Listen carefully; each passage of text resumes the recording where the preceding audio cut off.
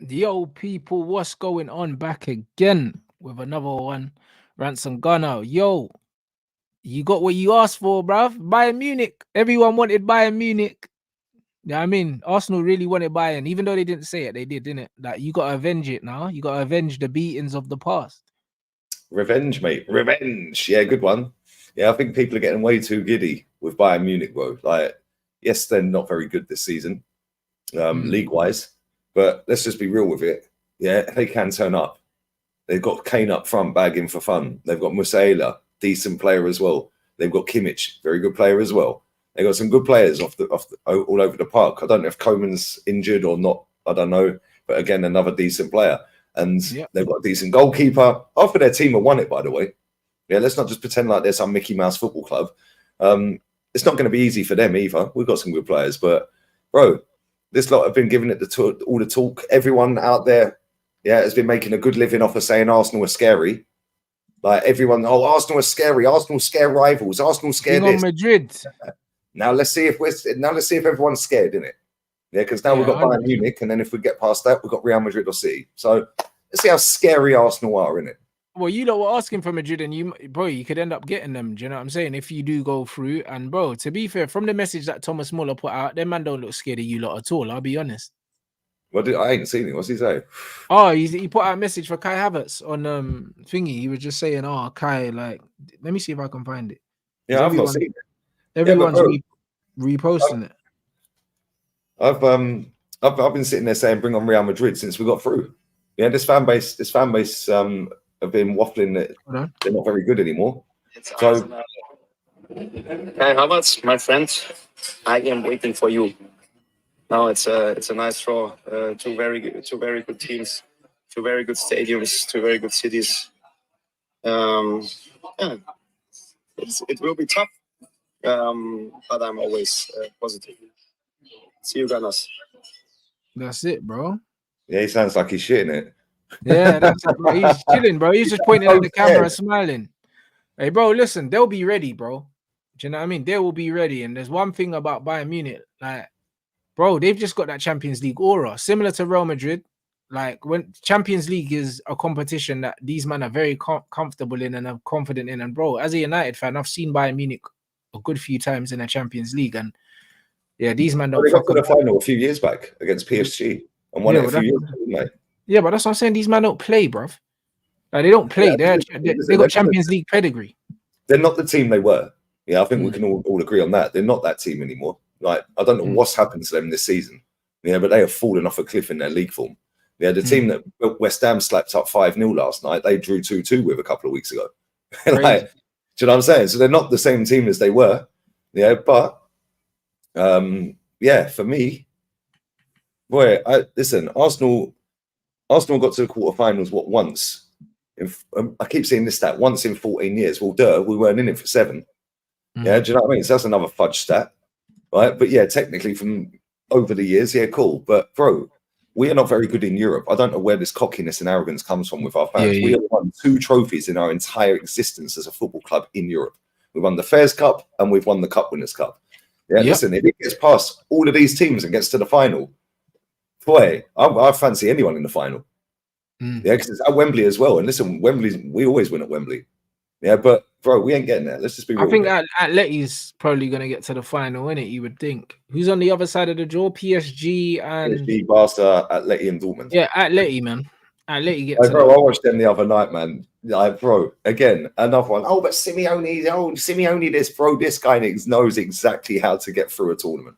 Yeah, exactly how to get through a tournament, and this is his last chance as well because he ain't won nothing this season. He'll be hoping that Real Madrid go out because that's literally like I'll be real. Now, actually, no, he might want to play Real Madrid. He's got a good record against Real Madrid. Bro, just not in the Champions League. Bro, he's the only team we've beaten Real Madrid this season. Yeah, just not in the Champions League. Their Champions League record against Real Madrid isn't good. Yeah, bro, they knocked him out the Copa del Rey a couple of months ago after they won the final. Real Madrid, Vinny scored the hat-trick. 4 days later, this lot knocked him out in Copa del Rey, and they're the only team to beat him in La Liga this season. Bro, this is what I'm saying. When people are sitting there saying Real Madrid ain't this, Real Madrid ain't that, they've lost 2 games all year, and both to Atleti. And people just sitting there going, "Oh, Atleti are rubbish. Atleti, oh, Simeone this, Simeone that." Bruv, shut up. Yeah, like Bayern Munich. Yeah, they might not be doing great in their league. Yeah, but it's funny. Yeah, don't you find it funny how fans of other clubs like Arsenal, United, so on and so forth, they hold these other teams to higher standards than their own club? Because this is a disaster that Bayern Munich ain't winning the league. Yeah. Okay, cool. Well, how about why haven't we won it for 20 years then? Because they've won 11 on the spin. Yeah. Yeah. So they're not winning it once. So oh well, they won 11 out of 12. And it's a disaster. Yeah, we ain't won one for 20. You ain't won one for 10 or 11. And like, bro, the way these fans go on, it is so cocky and arrogant. Yeah, which is why I said bring on Real Madrid. Yeah, cool.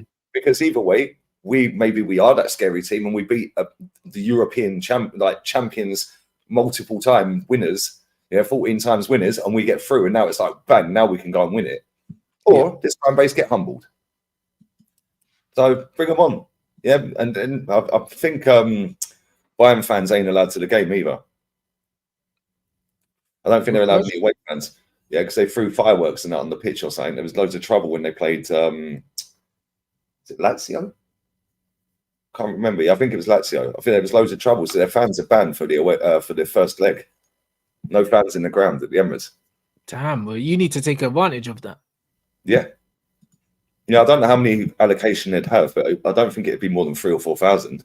So I don't know whether we're allowed to have that 3,000 or 4,000. I doubt it, but either way, like I'd be looking at that thinking, right, we've got to get out of it. And the thing is as well, it's the home tie first, bro. Both games as well. If we get through, it's the home tie first as well against City or Madrid. That's the worst possible scenario. Yeah, we wanted the away tie first. Yeah, everything that could have gone wrong in that draw has gone wrong. Like literally. Yeah, it's not a great draw. Obviously, out of all the teams, Dortmund probably the weakest. But yeah, the thing is, league form, we know that. League form always goes out the window in the Champions League. Same with Real Madrid. Even Real Madrid could be third in the league. When the Champions League music hits, these men activate in it. And I think that's a tough game for City, you know. I think City could end up losing that. I think Real Madrid will win the tournament. I said that all season. Yeah. And people are sleeping on them, yeah. Like Real Madrid are better than last season. Right? Man City are not. So that's like, just on that alone, yeah, you would say that's going to be it's not going to be a whitewash like it was last season because they panned Real Madrid last season. That ain't happening this year. That is not happening this year. Yeah, Real Madrid are going to win this tournament. Yeah, and I think they'll probably get Atleti in the final. I think it'll be a Madrid final, but who knows? That's the beauty of football, though, isn't it? Like you just never know, bro. Like, you just never know. Like if Arsenal get past Bayern Munich, that could give us the confidence to go and do Real Madrid or City. If it's City, we've already played them like 3 times by then. Yeah, we got them at the end of this month. We would have played them 3 times this season. We've beaten them twice. Yeah, once on penalties and then once in the league. Then we got that game in 2 weeks. So if we could beat them at the Etihad, that could kill their season off. Yeah, because then they might be doubting themselves and going, well, that's that done then. Yeah, now they might be down in the dumps. They're not playing very well at the minute. Real Madrid are not great to watch at times. Yeah, I've watched nearly all their games. They're not very good on the eye. Yeah, but they just get shit done, bro. Yeah. And they've got so many clutch players at Real Madrid. Like, I know Man City have got clutch players, but they ain't got that many.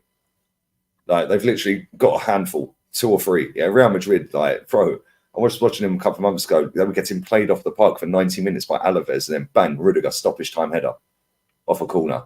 Yeah, and it's like, they do this all the time, bro. Yeah, Dani Carvajal stepped up 3-2, last minute win against Almeria. Yeah, so many of their players turn up. Yeah, somebody put in the chat, Camavinga's one of the sauciest footballers in the world, mate. When that geezer glides across the football pitch, it's just a joke. He's unreal.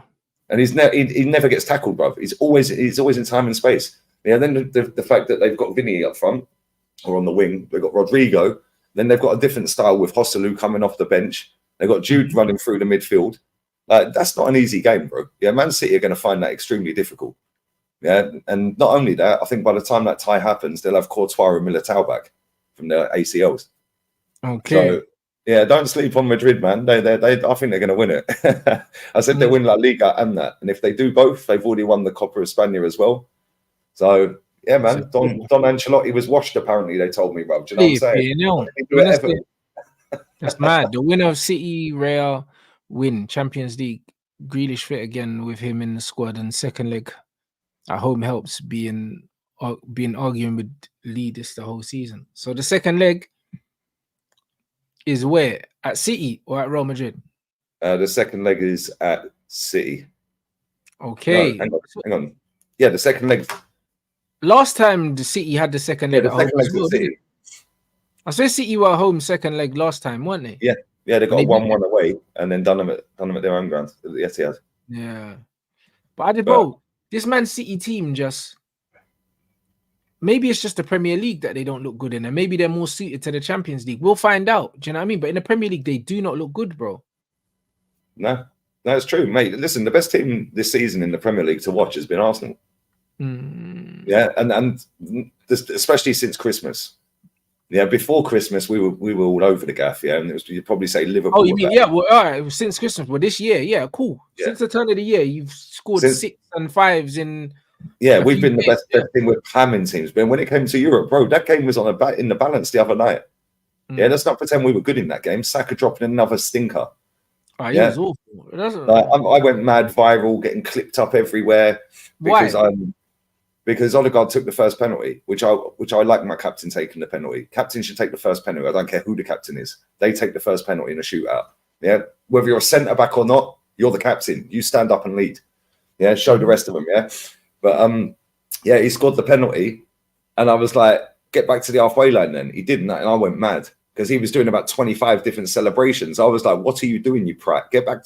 Yeah, so somebody clipped it up, and obviously I was trending again. Going, oh, look how unhappy he looks that he scored. Yeah, you obviously missed the bit where I said, what a penalty. Yeah, do you know what I'm saying? Yeah, and they, what do they expect me to do, Rants? Yeah, I'm sitting there. It's the first of minimum 10 penalties, right? He scores, and I'm sitting there in my dressing gown, just chilling, going, what a penalty. Yeah, because you're tense, isn't it? You're going to be jumping. It's the first penalty or 5. Like, why are you going to be jumping up and down? That's not real life. But Lee, this is what I'm saying, yeah? like man was saying to Deluded as well, like, bro, you got to realize, like, guys, 99% of the people that you see online are fake. So when you see real people, yeah, you feel like there's something wrong with them. But think about it yourself, yeah? Like, when you're watching a football match, you're not jumping up and down and screaming in your house, yeah, with the first penalty in a penalty shootout in what, the last 16 of the Champions League. You're not. Like, nobody. Like, why do you expect me to celebrate by jumping up and down and screaming when you're not even doing that? Do you know what I mean? Like, what? It's because these men are performing for you. Yeah, that's what you need to understand. These men are performing. Like, that's not real, bro. Like, when Man United are playing Luton, it's not normal to celebrate a goal against Luton by jumping up and running around your house. It's fucking Luton. Do you know what I'm saying? Like, bro, like, it's funny because they never clipped up when David Raya saved their penalty, which got us through. Then I was jumping around celebrating. So I was like, yes, we flipping got through, man. Like, I was going crazy. It was like we're in the next round. Yeah, bring it on. But bro, it was the first penalty of a minimum of 10. 5 each. I'm not jumping around like an idiot. Yeah, because I know, yeah, that number one, that's not how you're supposed to act. Yeah, be happy the goal went in. I was like, yes, what a penalty. Because his penalty was sick, oh God. Great penalty. Yeah, and then not only that, imagine if we got knocked out after he's done all them celebrations. Yeah, on the first pen. Yeah, do that on the 5th pen when we're through. Yeah, you celebrate that. Like, bro, when you score, pick up the ball or not and just get back to the halfway line. Yeah, that's it, bro. Because at the end of the day, it's a penalty shootout, bro. Celebrate when it's over. Yeah. See, I'm like this when it comes to equalizing goals as well. Yeah, like if it's an equalizer, what are you standing there celebrating for? Get the ball. It's 0-0. It's 0-0. Yeah, let's say it's 1-1, you've equalised. Trossard equalised. I was buzzing because it's Trossard, and this fan base get on his case for no apparent reason. Yeah, and I'm like, no, he's our best player. Yeah, but he celebrated.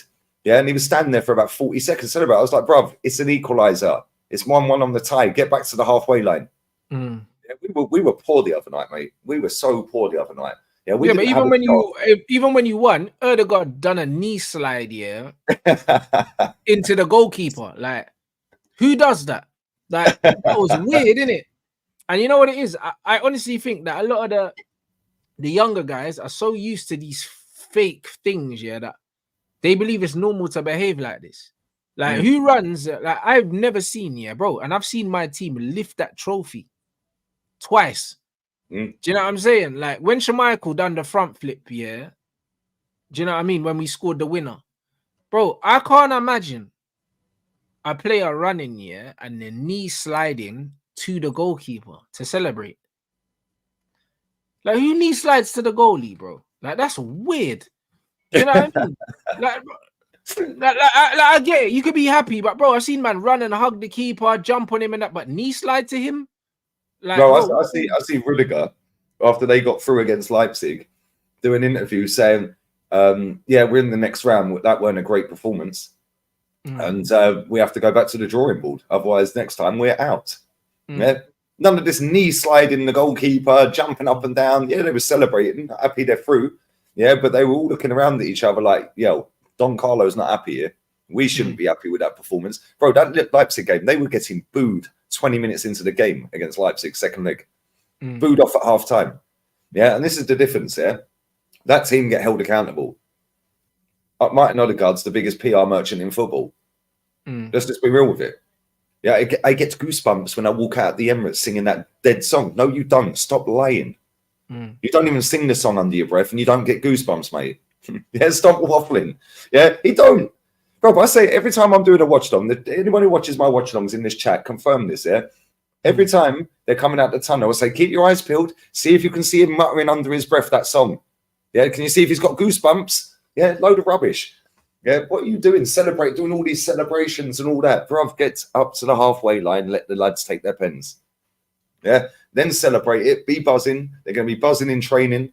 They're going to go off to the international break. They're going to be happy, unless you're Ben White and he's binned it anyway, which is hilarious. But yeah, man, all this overdoing it, it's all for the cameras, bro. Yeah, and this is the same online. It comes back to exactly the same online. These players this is the problem. are doing exactly the same as what these fans are doing online with their fake celebrations. They're playing. No, you're right. You're 100% right. But this is why it bothers me, Lee. You know the reason why it bothers me, yeah, is because, bro, a lot of these guys, a lot of these fans, yeah, that are doing the fake celebrations, yeah, they know that they're conning the public. They know that they're playing up to. They know that they're playing up to their viewers, bro. They know they're entertaining. They're putting on a character. Do you know what I'm saying?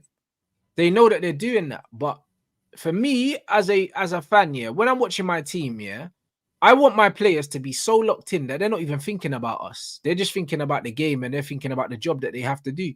If I see that a player is so disconnected from the game that they're thinking about their image, yeah, that worries me. You know, like that actually worries me. Because when I see stuff like, for instance, when I look at like Griezmann and that during the penalty shootout and stuff like that, man's so locked in the penalty shootout, he's trying to put off the other team, he's on rattling people.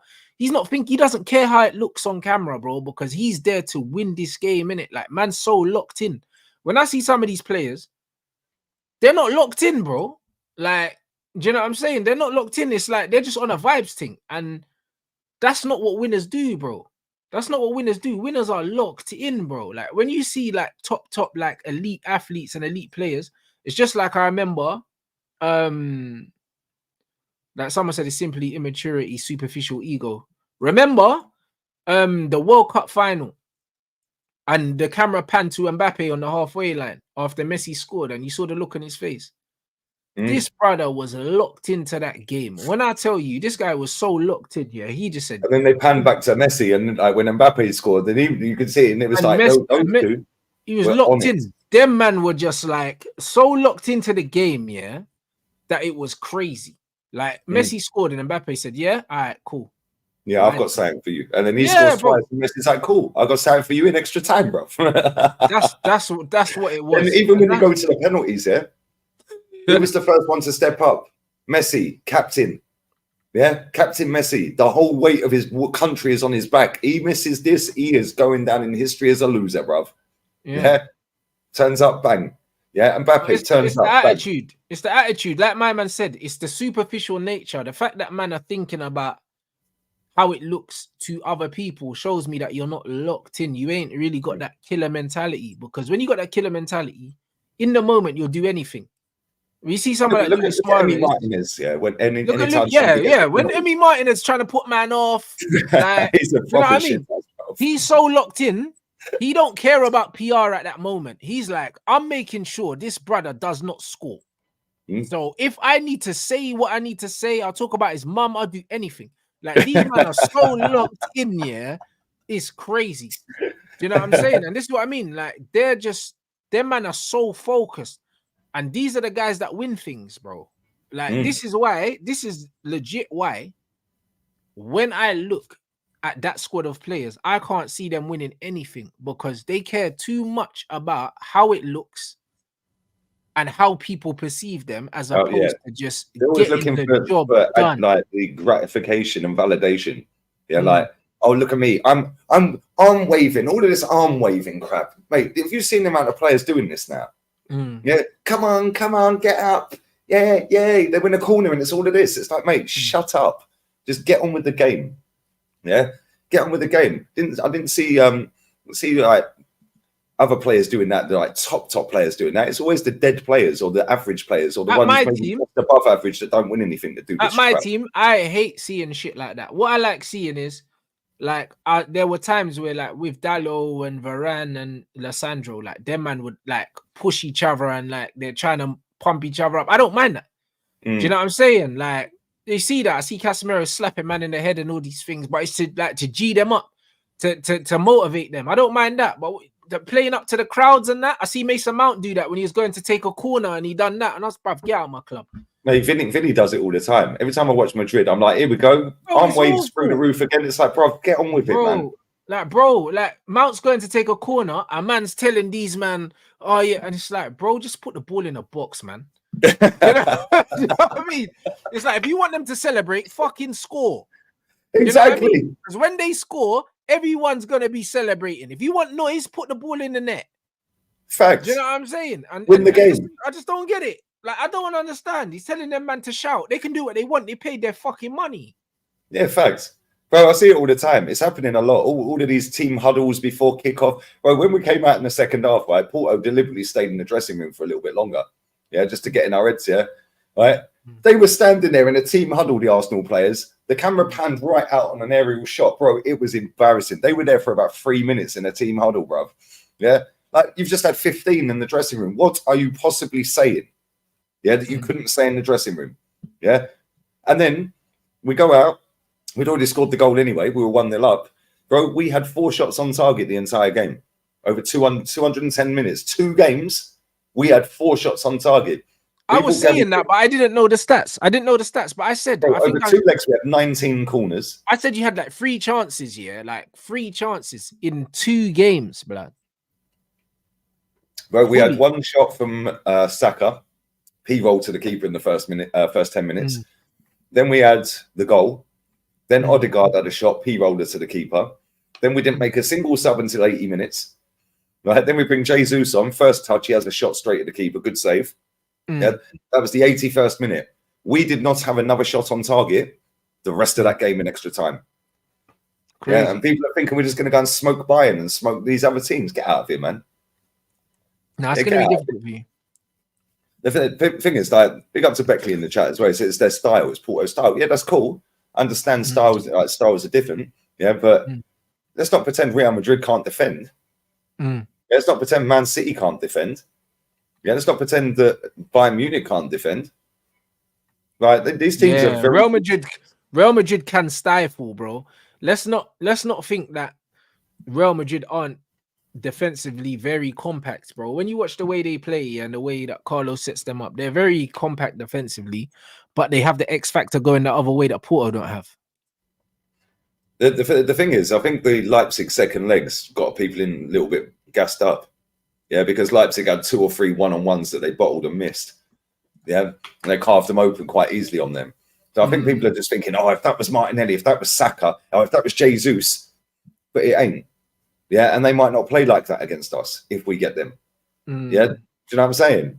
So I don't really know, man. Yeah, this Madrid team, yeah, they've not been very good this season to watch. they have been letting other teams have chances, but the difference is they've got a third choice goalkeeper that's better than most number ones. Like he's a quality keeper. Yeah, he's miles clear of Kepa. Yeah, and then they've got Danny Carvajal, bro. You can't buy that experience. Like that guy is just ridiculously good. Yeah, and then you've got the shit house in Rudiger, always up for it. Yeah, always wants a ruck. Yeah, as soon as there's trouble, man's the first one on the scene. Like, do you know what I'm saying? And again, you can't buy that experience. He's won everything. Yeah, so they always find a way, bro. And it's not just that, yeah. Like, you know what people forget? What comes with experience also? The ability to unsettle your opponents. You know, like that. There's going to be a lot of Arsenal players that ain't never been this far in the competition before. There's going to be Bayern Munich players that have been there, done that, won the t-shirt. They're going to know how to rattle you. They're going to know what to say to you. Do you know what I mean? They're going to know maybe how to pull your shirt a certain way or to do certain things to get reactions from you. They'll be trying to influence the referee. They'll be trying to do all these little things, yeah, that it's got nothing to do with ability, bro. And this is why I always say, man, bruv, when they say act like you've been here before, it's a real thing. It's a real thing, because once you keep being somewhere a certain amount of time, bro, even when you see it in boxing, certain man go in the ring, yeah, and they're fighting in front of the biggest crowd they've ever fought in front of, and bro, and then their legs just get heavy, bro. Man get stage fright. These things happen all the time, bro. When they hear the Champions League music and they look over and they see Manuel Neuer and they see Thomas all Muller. of these players, Thomas Muller, and they see all these players, and they see Leroy Sané, and they see Musiala, and they see KANE, bro. It's how do you respond psychologically, to the pressure of the game that you're in, bro? Because you're not just playing the game. You've also got to play play against the occasion as well, bro. They always say don't play the occasion, play the game, but you should just play the game. But whether you like it or not, as human beings, yeah, the occasion does play a massive part in the game, whether you like it or not. And the ability to be able to manage the occasion, it comes with experience. Yeah, it's true. And the thing is, when you're looking over at these players, you're thinking, Jesus Christ, I'm up against Harry Kane tonight. Yeah, that's not easy, bro. One chance, it's in the back of the net. Yeah, one chance, he's scoring. You know that. So you make one mistake, you're 1-0 down. That's it. You're 1-0 down. Now you've got to look at, can we get one chance and it's in the back of the net? It's not as easy now, is it? Because Kane is putting his first chance in the back of the net. And he's going to be even more up for it because it's at Arsenal. Do you know what I'm saying? With the Tottenham link and all of that. Plus, not only that, let's not forget this as well. This is their last chance to win a trophy this season. Yeah, so they're going to find a way to try and nullify us. Yeah, I still think we've got a very good chance against Bayern Munich. Yeah, but I'm not going to be one of these fans sitting here gaslighting and giving it the Bertie about, oh yeah, well, Bayern are finished. Yeah, we're going to beat them. No, listen, you've got this is the best opportunity that you've ever had to beat Bayern Munich. Yeah. It's the best one. But as an Arsenal fan, you would be an absolute idiot, yeah, if you were going into this game, yeah, thinking that this was an easy match.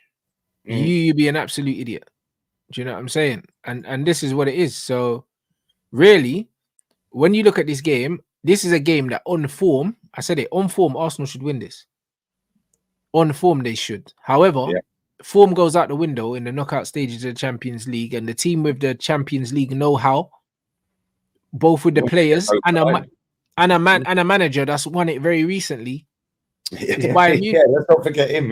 Yeah, it's Bayern Munich. So as bad as they're doing in the league, this is a team that it's not a one-off game. It's over 2 legs, but they can do what they need to do, and the second leg is at home. Yep. With the second leg at home, that's advantage to them. Yeah, so they can just come. They don't even need to score.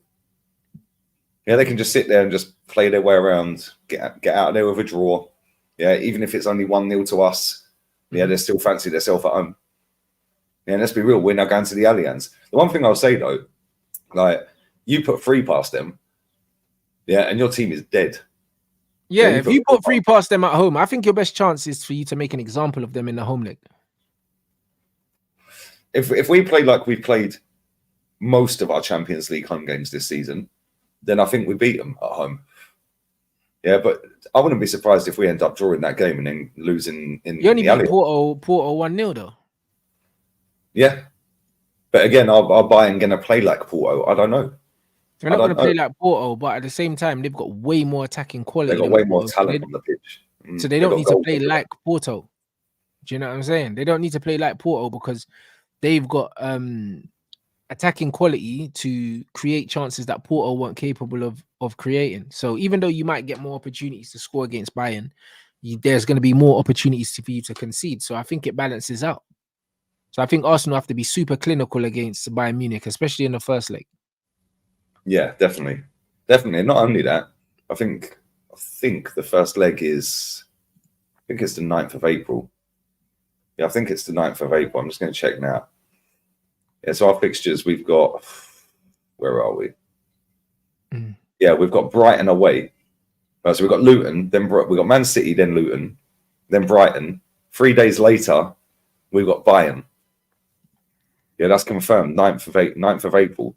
So in the space of 6 days, in fact, if that, in the space of 10 days, yeah, we've got Man City, Luton, Brighton, and Bayern in 10 days. That's not, and listen, Luton at home, we should beat them. But that's coming off of the back of playing Man City. 3 days later, we then have Luton. 3 days later, we then have Brighton away. 3 days later, we then got Bayern. Yeah, 4 days later, Aston Villa. Yeah, 4 days later, Bayern. Yeah, that run is not easy. Yeah, now sandwiching Bayern in there. If we'd got a Dortmund, I would have been more confident. Yeah, like, do you know what I'm saying? But now are we going to take our eye off and think, oh, right, we've got to keep an eye on that Bayern game coming up when we're away to Brighton? I mean, that could be a potential banana skin now, that Brighton away game. Yeah, because we might be thinking, right, well, we don't want to get injured. I want to play in that Bayern game. Do you know what I'm saying? And this is what the manager's got to deal with now. This is why he's getting paid £8 million a year, mate. He's got to navigate us through both ties. True. Whilst keeping us in the title race. No, so, bro, it's going to be important, bro. I can't lie. It's a tough run. And also, it's just going to be interesting to see how Tuchel sets up, because we know that Arteta is probably going to set up the way he always sets up, and Tuchel in cup competitions, because he's got that opportunity now, knowing that the second leg's at home. Like, does he go to try and win the game at Arsenal, or does he just go to not lose the game because he's confident that he can win the game at home? It's going to be very interesting, because it's interesting people saying they're not going to play like Porto, but we don't know how they're going to play, because he might just set them up a certain way just to contain you in the first leg.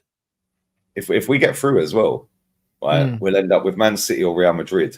Yeah, that first leg's 3 days after the North London derby. Yeah, then after that, we've then got Bournemouth, and then 3-4 days later, yeah, we'll then have the second leg, which is 3 days before or 4 days before we play Man United away. Hey, that's mad. Yeah, it's not easy, bro. It's not easy. Yeah, and this is why I'm not getting giddy. Listen, we're in it. We've still got a chance to win it. Yeah, but if we're going to win it, yeah, we're going to have to be on it, like from the get-go against everybody. Yeah, and I just don't see how we can be on it against all of these good teams that we've got on our side of the draw. It's going to be difficult. You know what I mean? Like, hopefully you don't pick up any niggles, bruv, because this is the business end of the season now. Do you know what I mean? Playing a game every 3 days. Playing a game every 3 days. Injured, we're finished. Yeah, like if Saliba gets injured, we see what happened last season. Yeah, if we get a red card, like anything could happen. One of our players might get a straight red card. Now he misses the next leg. No, but that always happens in cup competitions. When we won the Champions League, we had to do it without Keane and Scholes. So you know what I mean? Like, these things always happen. You're gonna have to overcome certain obstacles in order to get to that. It's inevitable. Do you know what I mean? Like, no team always has a smooth run all the way to a trophy, bro. Like, it very rarely happens. What do you think about this? If City play Arsenal in the semis, it's an advantage Liverpool in the league. It's mad how, the Champions League. They've come out the best. They've come out the best out of this, Liverpool. Yeah, they have. They got Atalanta. They'll smoke Atalanta over 2 legs quite comfortably. And that'll be done in the first leg. Yeah, like Liverpool can smoke them and then take the rest of, like, take some time off, to be honest. It looks great for Liverpool, man. Yeah, true. Yeah, they're already level on points with us. We've got to play Man City next, so one, if not both, are dropping points. So yeah, it's looking kind of calm for Liverpool. Yeah, and the fact that they got Atalanta, right? See, Liverpool versus Atalanta, like I said, Champions League, you ideally want the away leg first. Yeah. But Liverpool, bro, they ideally want the first leg at home. Yeah, because they know they can smoke anybody at home. Yeah, and if they can go and smoke Atalanta 3 or 4 goals, they can chill in that second leg. Yeah, they can just put out a mix and match team, rest up some of their big guns, put them on the bench, and if they need them, bring them on. Yeah, whereas with us and with Man City, we can't afford to do that. We ain't smoking Bayern Munich and the tie's done in the first leg. That ain't happening. Let's just be real with it. Yeah, and Man City ain't going to smoke Real Madrid in the first leg. Yeah. So we have to go again with our full team in the second leg, whereas Liverpool can just go. And I think they will smoke Atalanta. Yeah, they're not very good. Let's just be real with it. Yeah, that's smash them. Man said yeah, Bellingham, Vinicius, Camavinga, Tchouaméni are all one booking away from missing the second leg. That's crazy. They need to just wipe the yellow cards, blood, in the quarters, man. No, I mean, I'm not. As soon as it goes to knockouts, they need to wipe the yellows. Like, who wants to see that? Do you know what I mean? I don't want to see the teams play without their best players, bro. Yeah, that's crazy. Imagine they all missed it as well. But that's what I mean. It could easily happen in a game of that magnitude. And the thing is, even if say 2 of them miss it, the other 2 or 3 could then miss the final. Unless because it still count for the final as well, wouldn't it? So let's say they get another booking in the second leg. Now they miss the final. Yeah, no, that's crazy. No, you're right. One second, we put 3 past them at the Allianz. Bro, listen, I'm looking forward to seeing the Arsenal Real Madrid. I can't lie. Yeah. I want to see Arsenal Madrid. I want to see that. Bro, no, I mean, the Allianz, Arsenal Bayern, I want to see that, bro. If Arsenal go through and Real Madrid go through, Arsenal Madrid will be a sick game as well, bro. You'll get absolutely battered, but it'll be a good game, innit? Like, a good game for a hate along. yeah, 100%. For me, I'm looking at this now. I'll be going crazy. Every game, even the Europa League games, yeah, bro. Like, there's no shit games left, bro. I see the draw. Yeah, I see that. Did you see the Europa League draw as well, bro? Like, bruv, when you look at the Europa League draw, yeah, Benfica Marseille is a good game. Leverkusen West Ham's a good game. Milan Roma's a good game. Liverpool Atalanta's a good game, bro. Like, it's a solid draw. Like, I think this is the first time, yeah, that I've seen a draw for the Champions League and Europa, and I would legit watch every game. Yeah, even PSG Barca, that's a flip of a coin. So, bro, like every game is a good game. PSG had beat them, yeah, but at the same time, you never know, innit? Barca can turn it on and play football at times. Yeah, but no, PSG are not that good. They're not that good. Barca ain't that good, but they can both turn it on, man. They've got Mbappe in their team. Right, that's a flip of a coin. Atleti Dortmund, bro. Like that's another great game. All the ties, you're right. All 8 ties over them 2 competitions are sick. Nah, bro. Listen, they put that together well, and I'm looking forward to seeing how that game there, that Leverkusen game there, wouldn't it? I flipped on last night. I was doing a watch along for Villa. Yeah, people were saying, "Oh yes, it's 2-1. It's 2-1. Leverkusen are going out." Yeah, and I flipped on, it went 2-2. And I was like, they're going to nick it in stoppage time. Yeah. Last kick of the game, pretty much, bro. They done it. Like, so, yeah, but wouldn't it be funny if they made hard work of it, though? Yeah, Moyes dunk on him. Bro, listen, I wouldn't put it past it, I wouldn't put it past it. Someone said Alonso versus Klopp in the final will be there. That would be poetic. That would be a good final. That would be a good final. I'd love to see that. If they're on opposite sides, I'd love to see that in the final, but I don't know. Something tells me Leverkusen won't be there. Bro, Leverkusen conceded 3 goals against Karabakh. That's what I'm saying, bro. Like, I don't know, bro. In fact, no, 4 goals. They conceded 2 away and 2 at home. And they had 10 men. They were 2-0 up, and then they bottled it and lost 3-2. Yeah, 4 goals against Karabakh.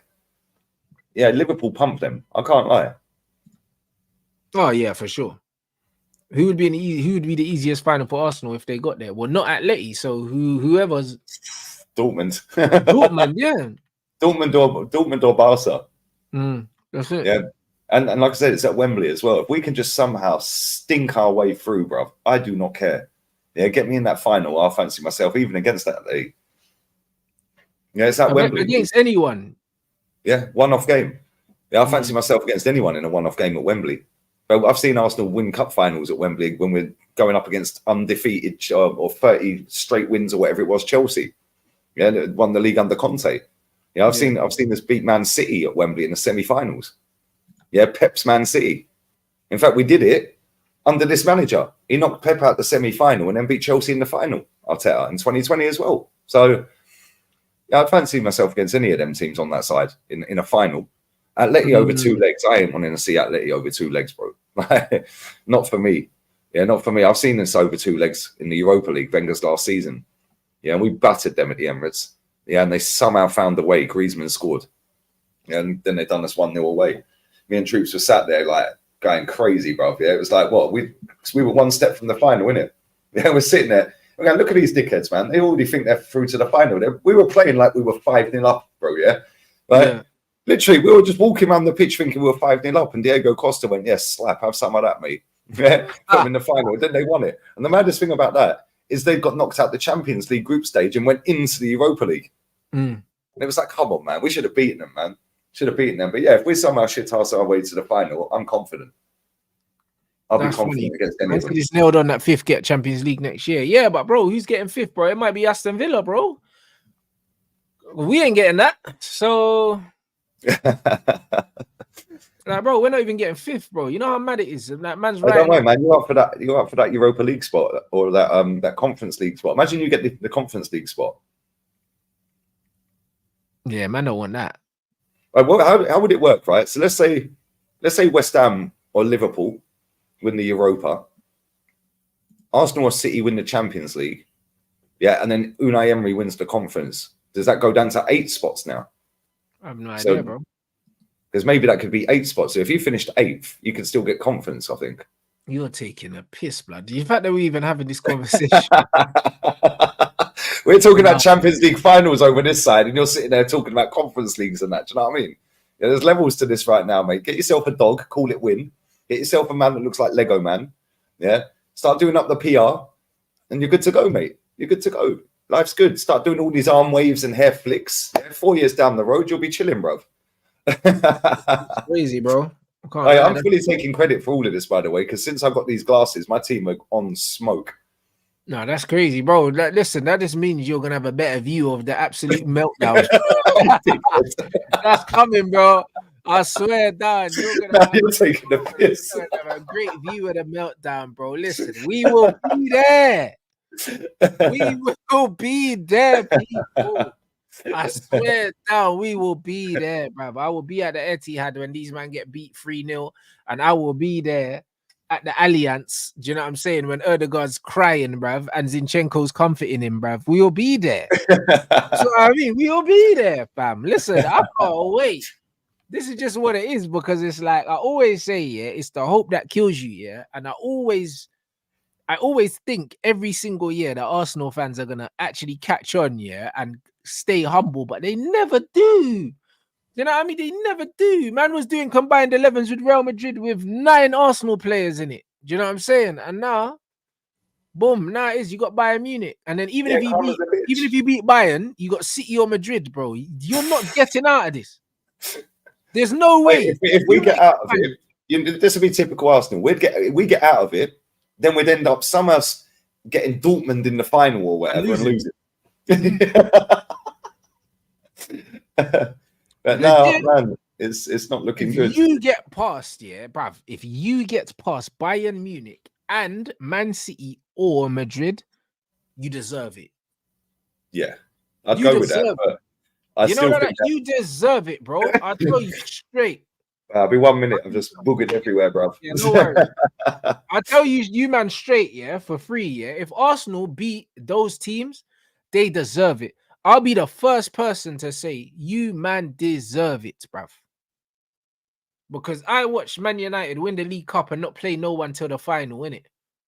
If Arsenal get past Bayern Munich and Madrid or Man City, bro, you fully deserve the Champions League, bro. And even if you don't win it, imagine if you get to the final and you lose, yeah, I'll still say, you know what?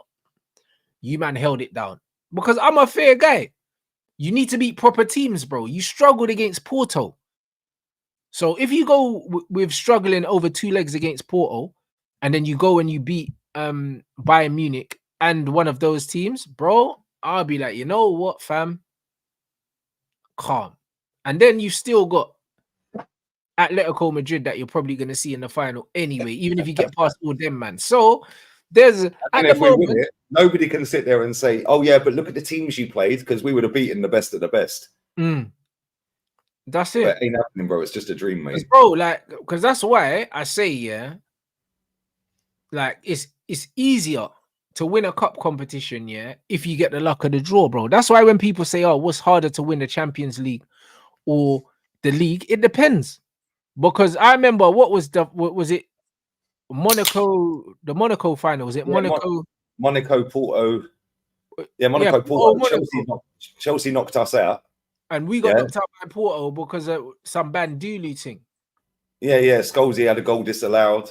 Jose and there was another final with Milan as well, and a shit all Italian final that was shit. Who was it? Milan. Oh, Juve. That was the worst Champions League final I have ever watched, bro. They could still be playing now and nobody had scored. But this is what I'm trying to say. So, like, sometimes, yeah, it's very much the luck of the draw, bruv. Like how teams get to the final. So because of that, it depends whether it's harder to win the Champions League or the league. It very much depends on the draw that you get. Because like even this Europa League, yeah, like when you look at this Europa League, for instance, yeah, like the teams that Liverpool have got left in the competition, yeah, it's a pretty weak Europa League, bro. Like we've seen Europa Leagues with Arsenal and Atletico Madrid in it. Yeah. Do you know what I'm saying? Like we've seen it before. Yeah, like I swear we had Barca in the Europa League. Yeah, you did. You knocked them out. But that's what I'm saying. So like there's been tougher Europa League groups than this. So this Europa League is easy, bro. Like even Arsenal's Champions League group looks like a Europa League group. Yeah, it looks like one. Do you know what I mean? Because we've seen like the Villarreals, the Sevillas are normally there. Do you know what I mean? And there's normally like even Sociedad and teams like that tend to be quite tricky. Like the Europa League has been a lot more difficult. It's been a lot more difficult in the past. So when you look at this Europa League group, yeah, it's like Liverpool win. It's great that they won it. Do you know what I'm saying? But this is what the Europa League's meant to look like. It's meant to look easy, bro. In past years, there's been some good teams in that in that competition that ain't meant to be there. No, Liverpool are there now. They're probably the only ones that you could say out of all them teams that are left in that Europa League that you go, yeah, they're well out of place in there. Yeah, they're not a Europa League team. Yeah, that's what I mean. They slapped 11 past their team over 2 legs. But this is the point. Liverpool are making that tournament look shit because it is shit. They're making it look like how it's supposed to look. I did the first leg and I was like, right, they're 5-1. That's the end of that. And then I was looking through the fixtures the other night thinking, which game should I do? And I thought, yeah, I'll do the Rangers game. Rangers Benfica. I thought that'd be tasty. Yeah, and then my chat's lighting up going, yo, Liverpool goal. 2 minutes later, Liverpool goal. Yeah, but bro, they were 4-0 up or 3-0 up like in 12 minutes, 4-0 up. I was like, I should have done the second leg, innit? But I thought they weren't going to bother. I thought they were just going to chill. Yeah, bro, they slapped 6 past them. It's 5 away and 6 at home. But that's what they should be doing. Yeah, they'll slap Atalanta as well because Atalanta play football. Yeah, and they'll just open up and get absolutely pammed. They'll batter them at least 3 or 4 goals at Anfield. Yeah. Yeah, and then that's over. Yeah, then it's who they get in the semi. Yeah, I don't know if they've done this. Did they do it? Did they do a semi-final draw? I don't know. I didn't watch it. No, so I don't know if they know their path to the final as well. I'm not sure. Yeah, I think it looks like Liverpool are on the same side as Milan, Roma, and Benfica's on the same side as Leverkusen and West Ham. Ooh. Interesting. Very interesting. So it could be Leverkusen. We're getting a bit panicky in it because Rangers, the finals in Dublin. Yeah, and obviously all the shit that goes on in the Old Firm Derby up in Glasgow, Celtic and Rangers and that, and then they were going to Ireland for a final. Yeah, they were getting a bit jittery, bruv, but then Benfica put them in the bin. Could you imagine if that was Liverpool versus Rangers in Dublin? Imagine still. But yeah, Rangers got knocked out. Yeah, that that competition's got Liverpool's name on it, mate. So Leverkusen are with AC and Liverpool are with Marseille. Well, then Liverpool are getting to the final easy. Leverkusen could that Marseille Leverkusen could end up going out to one of the Italian teams, though. To be honest, yeah, because you know they're shit house it. I think Roma would get past them. I think Roma. So they put Poole and West Ham on the same side of the draw. Really? Yeah. Wow. Well, yeah. So Liverpool in the final, then, lads. Yes, Liverpool will be in the final. Tickets to Dublin. Yeah, it could be it's literally 45 minutes on a plane, and if the planes are full, then they could just get a boat. Yeah, you can just drive up. You can just drive. You can drive up to Liverpool. Whoa, they're in Liverpool already, so you can just go across and drive down. Yeah, yeah, yeah. Just get the boat, get the ferry, man. Get the ferry over. I've done that ferry, and then just drive down. It's calm. Hey, that's decent. Yeah, Liverpool. Wait, just ask Ashworth to borrow his private jet, lad. You'd be fine. You know what I'm saying? Man's already got Northern Ireland in the stat nav. You get me? Man can just jump off and get a car. Crazy. Nah, that is crazy. Yeah, mate, that's going to be crazy. Because Liverpool fans are off their nut anyway, and the people of Ireland are off their nut as well, bruv. That's going to be sick. Most of them are they're Liverpool. And most of them are Celtic or Liverpool, isn't they? Yeah, Liverpool or Man United and Celtic. Yeah, that's it. Celtic's already their second club, and then they'll have an English club and they'll have an Irish club maybe. Yeah, man. Yeah, that's going to be sick. I didn't know the final was in Dublin until yesterday. Right, that's nuts, you know. Yeah, and the Champions League in London and that in Dublin. That's crazy. So yeah, it should be good though, man. But imagine Arsenal get to the final, bro. Oh my days, Kenny Ken will be loving life. He'll be at the game, bro. Crazy at Wembley, Champions League final. Yeah, we can dream, guys. We can dream. It was all a dream. That's all it is, unfortunately. But yeah, where's the Conference League final? Because Aston Villa, I said at the start of the season, I think Villa will win that. Liverpool win Europa, and Real Madrid will win the Champions League. Who did Villa get? So I don't know. Villa beat Ajax, didn't they? Who did Villa get, guys? Did you know? Right, check this. Yeah, did you know Robbie Keane is Maccabi Tel Aviv's manager? No, bro. I swear down there, Maccabi Tel Aviv slapped up Olympiacos 4-1 in Olympiacos. Yeah, they got Lyon. Maccabi Tel Aviv were 4-1 up away. They then come back to their home ground. Yeah, and got Pam 6-1. Yeah, I was watching it. I was watching the extra time, and I was like, "Is that Robbie Keane?" They were like, "Yeah." The chat was going, "Yeah, it's Tel Aviv's manager." I was like, "Oh, no wonder he's bottling it." Then the Spursy genes followed him. Like, yeah, crazy. Robbie Keane. Yeah, Robbie Keane's their manager. I couldn't believe it. I didn't know he was managing, bro. I didn't even know he had his badges, bruv. When did he do that? Like, Robbie Keane. Hey, bro, check this out. Check this out. Olympiacos versus Fenerbahce. Oh, yeah, in the Conference League. That's going to kick off. That's going to proper kick off. Olympiacos Fenerbahce, bro. Bruv, the Greeks and the Turks. Yeah, good luck with that. Who's going to that? That's kicking off. That is proper kicking off, mate. Yeah, that's going to be nasty. That game is not starting on time. Nah, that game probably might not even be finished. Yeah, bruv. Yeah. That's going to be a violent game still. Bro, that's who they got? They got Victoria Pilsen. They should dispatch of them. And then Club Brugge have got PAOK.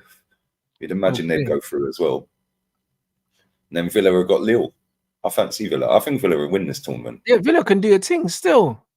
Yeah, they done all right last night. 4-0 win against Ajax, man. Yeah, Watkins got injured, though. And so did Diego Carlos. Watkins got injured. He was lucky he was on the pitch. They smoked Ajax, though. That's what I'm saying. That's the level of Ajax, bro. That's what they need their manager back, bro. It's all gone downhill since he's left. Wait, they were good last night, though. They were really good. Yeah, like Watkins got injured. He probably should have been sent off. He went in on the goalkeeper, studs up, wiped the keeper out. Yeah, but he injured himself. You know, laid on the floor for about 6 minutes, got up, got booked. About 3-4 minutes later, scored off a corner. Yeah, and then went off injured straight away. And then Diego Carlos got injured as well. So I don't know how long he's out for, but that's a big miss for Villa. Watkins out. So yeah, man. But I still think they'll win that. It'd be nice if all three of them competitions were won by English teams. Yeah, that would be nuts. Liverpool, that would be nuts. West Ham. There's been Spanish domination for quite a while in Europe, innit? So if the English teams would do it, it'd be interesting. But I don't know, man. I don't know, bro. I can't really see past one of the Madrid teams.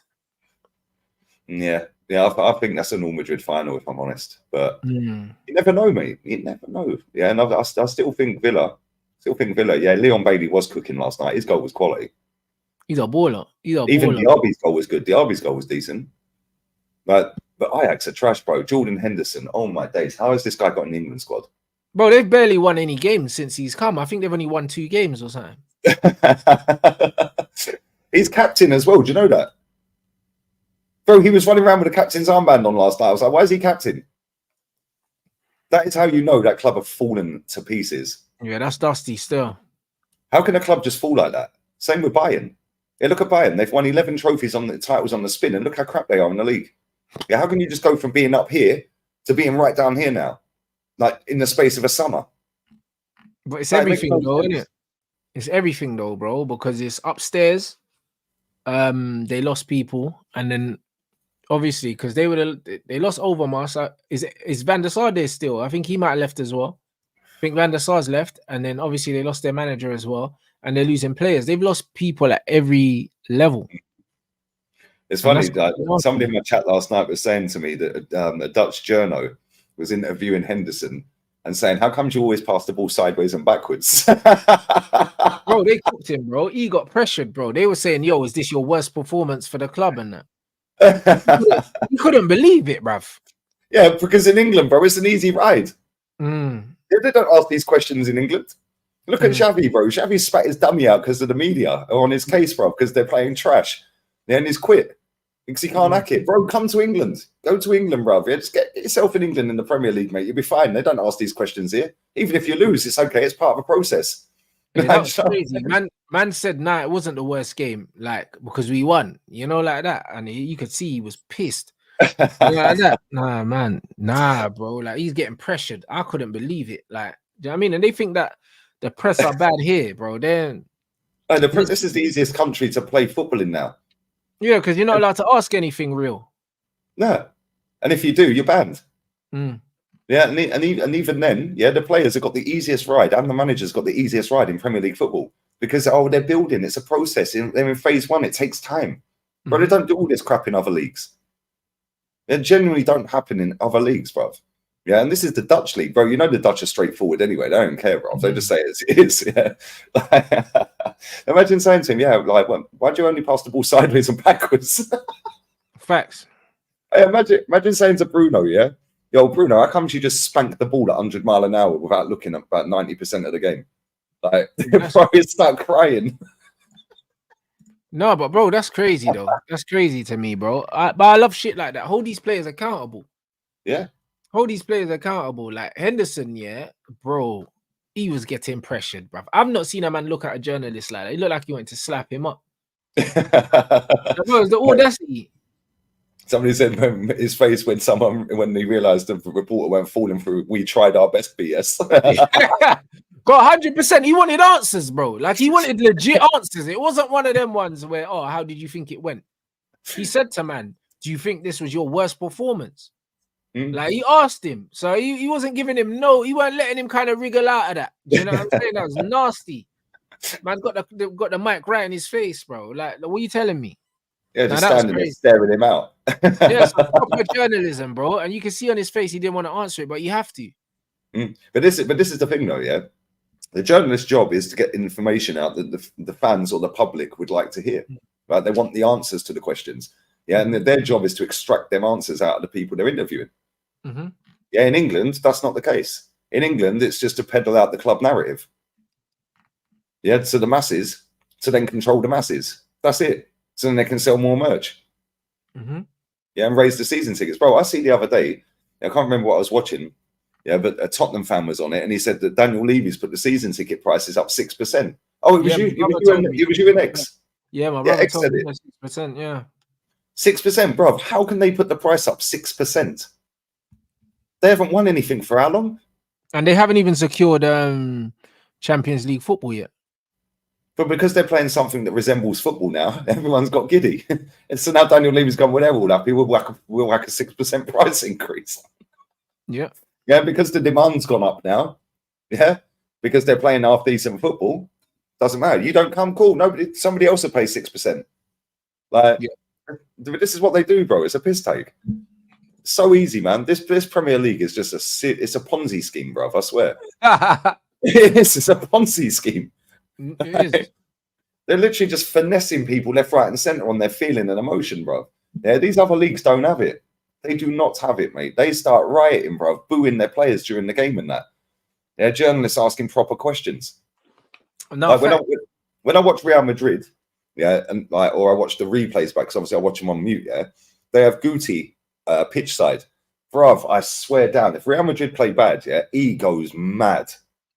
Yeah, he sits there, goes, that ain't a Real Madrid performance. Do these people not know what it's like to play for Real Madrid?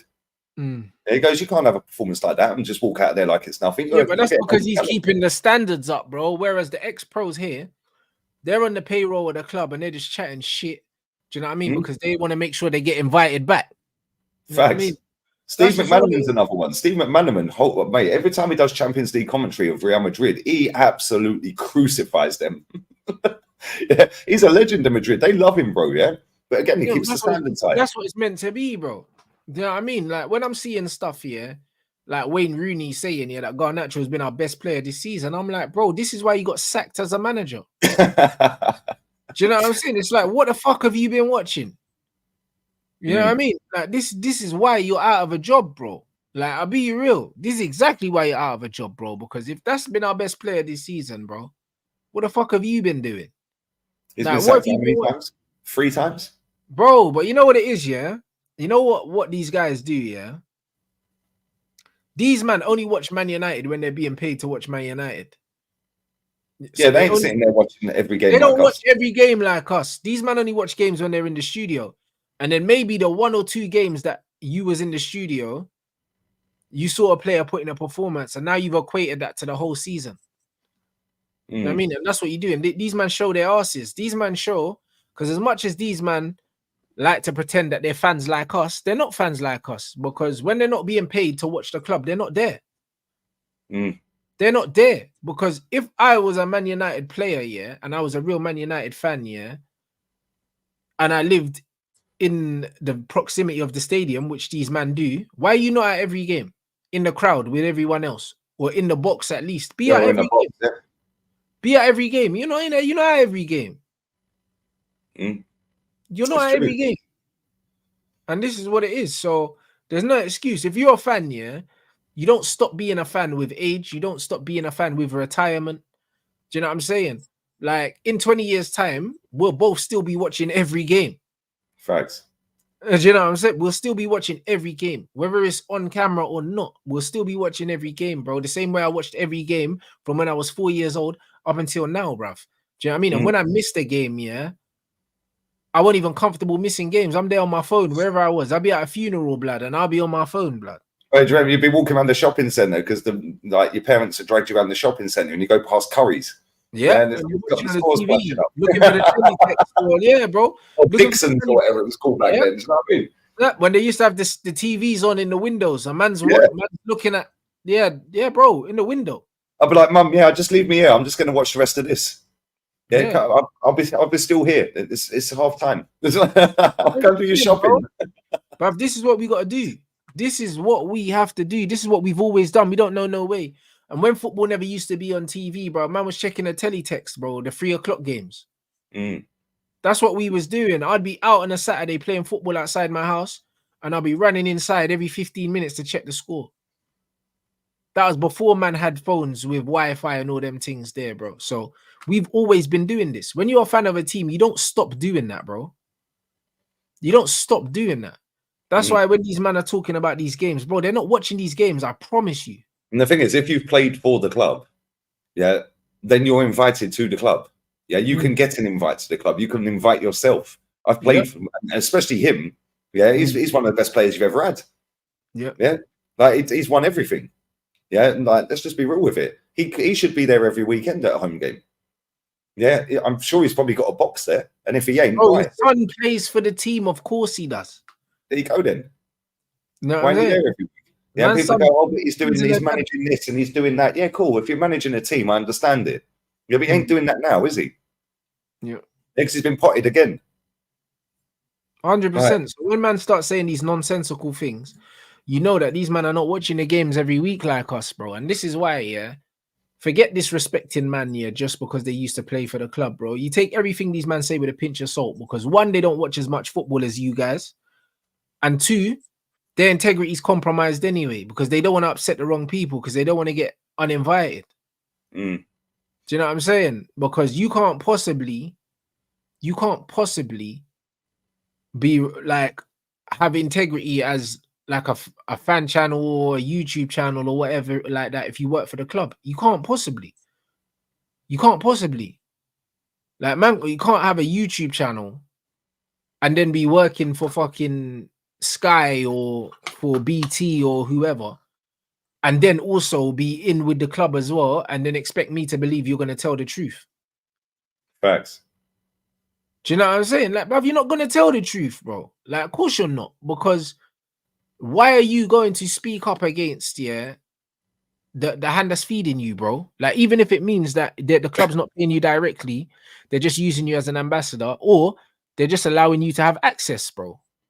Because when you're interviewing different players and you're walking through the training ground, if you was literally on YouTube, chatting shit, they might say, right, you can't come through, do that no more. Mate, we've got Martin Keown. Martin Keown's at it all the time, bro. Sitting there, he gets cooked by Simon Jordan, man. Simon Jordan buries him every time he opens his mouth. Yeah, and then you got Jim White, aka Terry Flowers, sitting in the middle, stirring the pot, bro. Just watching everyone go at him. Big up Flowers. But yeah, he does it all the time, Keown. Right, he's the same. Like, and Parler.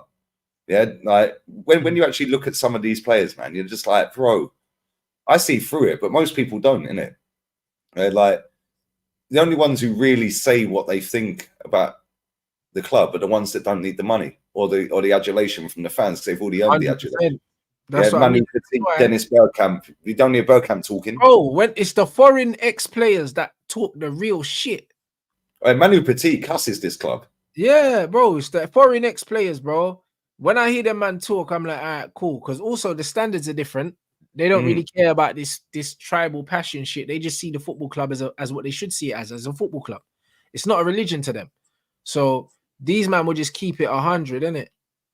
They'll keep it 100. Like the Parlers and the Keowns and that, they're gonna say what they're gonna say because them man, they're still kind of relying on Arsenal to keep their lights on in a certain way. Do you know what I'm saying? But the other guys have gone back home and they've got their own shit going on, and they'll keep it 100. It's true. Mate, the only one who's really, Beckley says it in the chat, the only one who really, who's on TV as an ex-Arsenal player that speaks facts about Arsenal 90% of the time is Thierry Henry. And guess what? He don't need a job at the club, bruv. In fact, he had a job at the club, and they told him, if you're going to work for Sky, you ain't got a job. He went, we'll see you later then. We've already signed the contract. Yeah, like, bye. Do you know what I mean? He does speak facts. Yeah, listen, like these players, he don't need the money. Yeah, he don't need the money, bro. That guy's minted.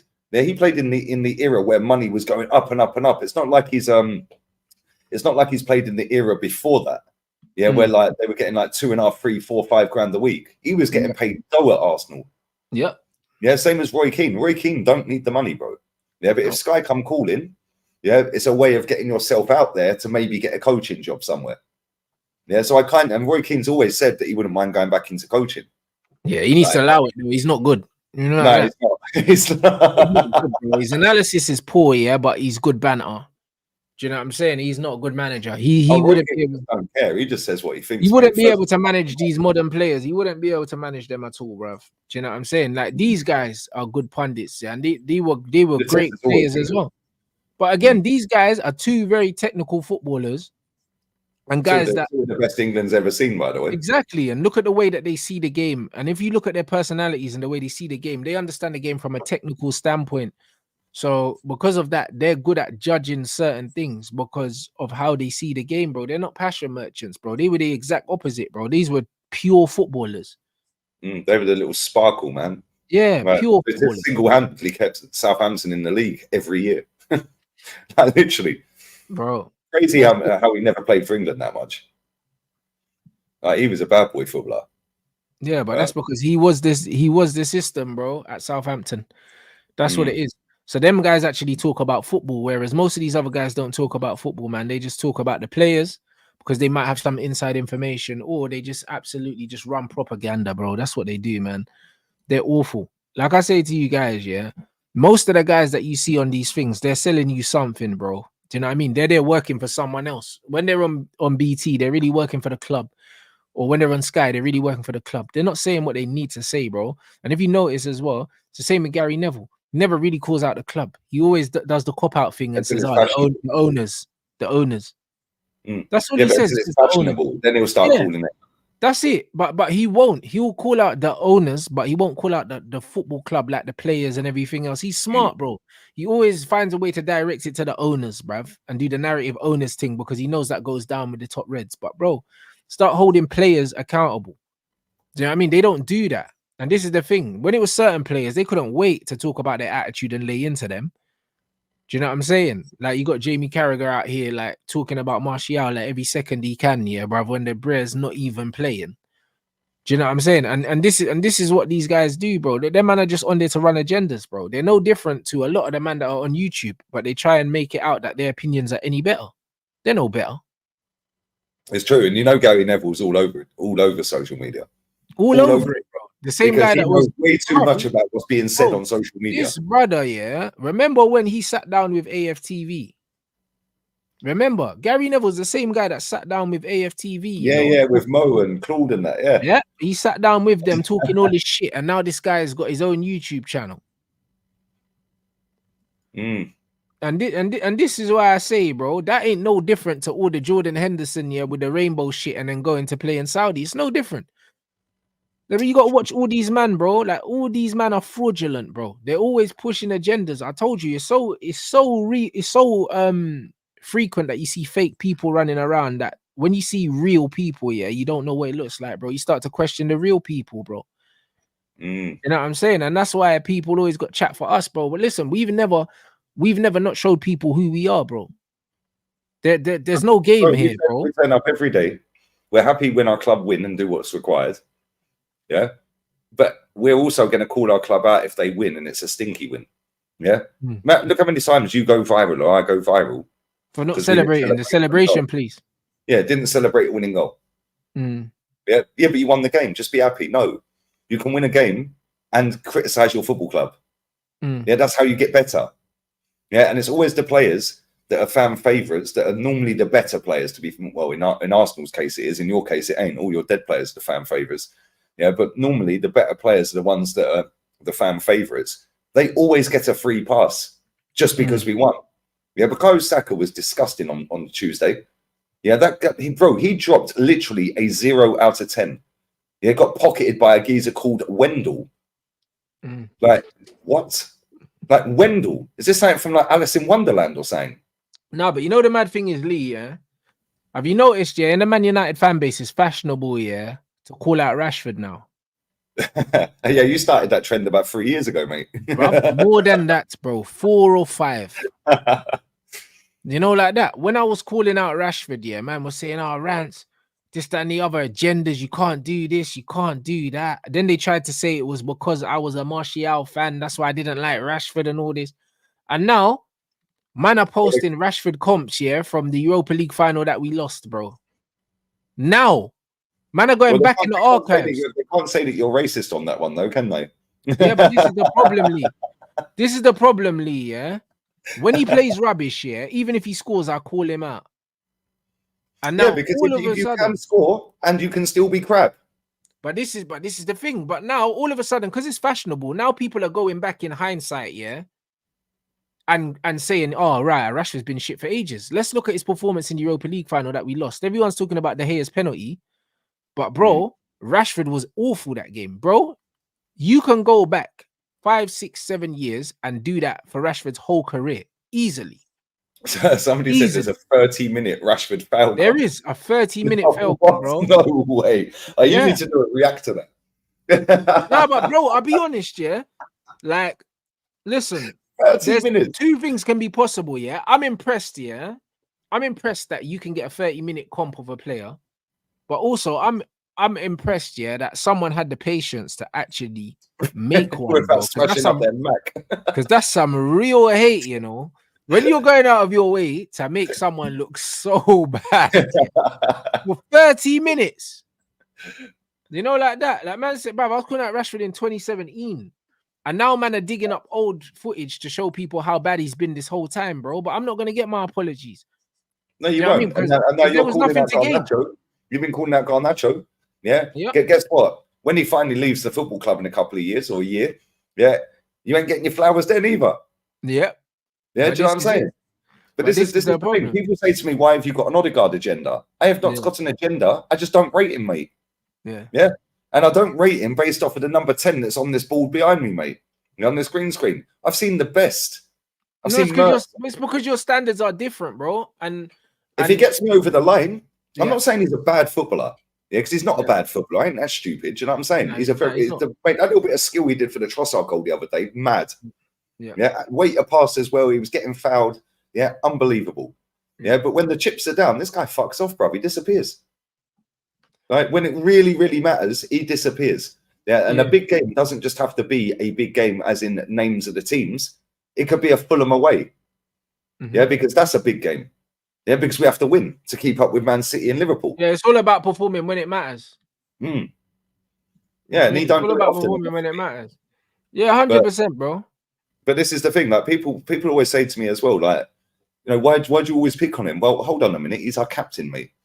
So if he drops a stinker, just because he's our captain and he scored 15 goals last season, don't mean he's immune to criticism.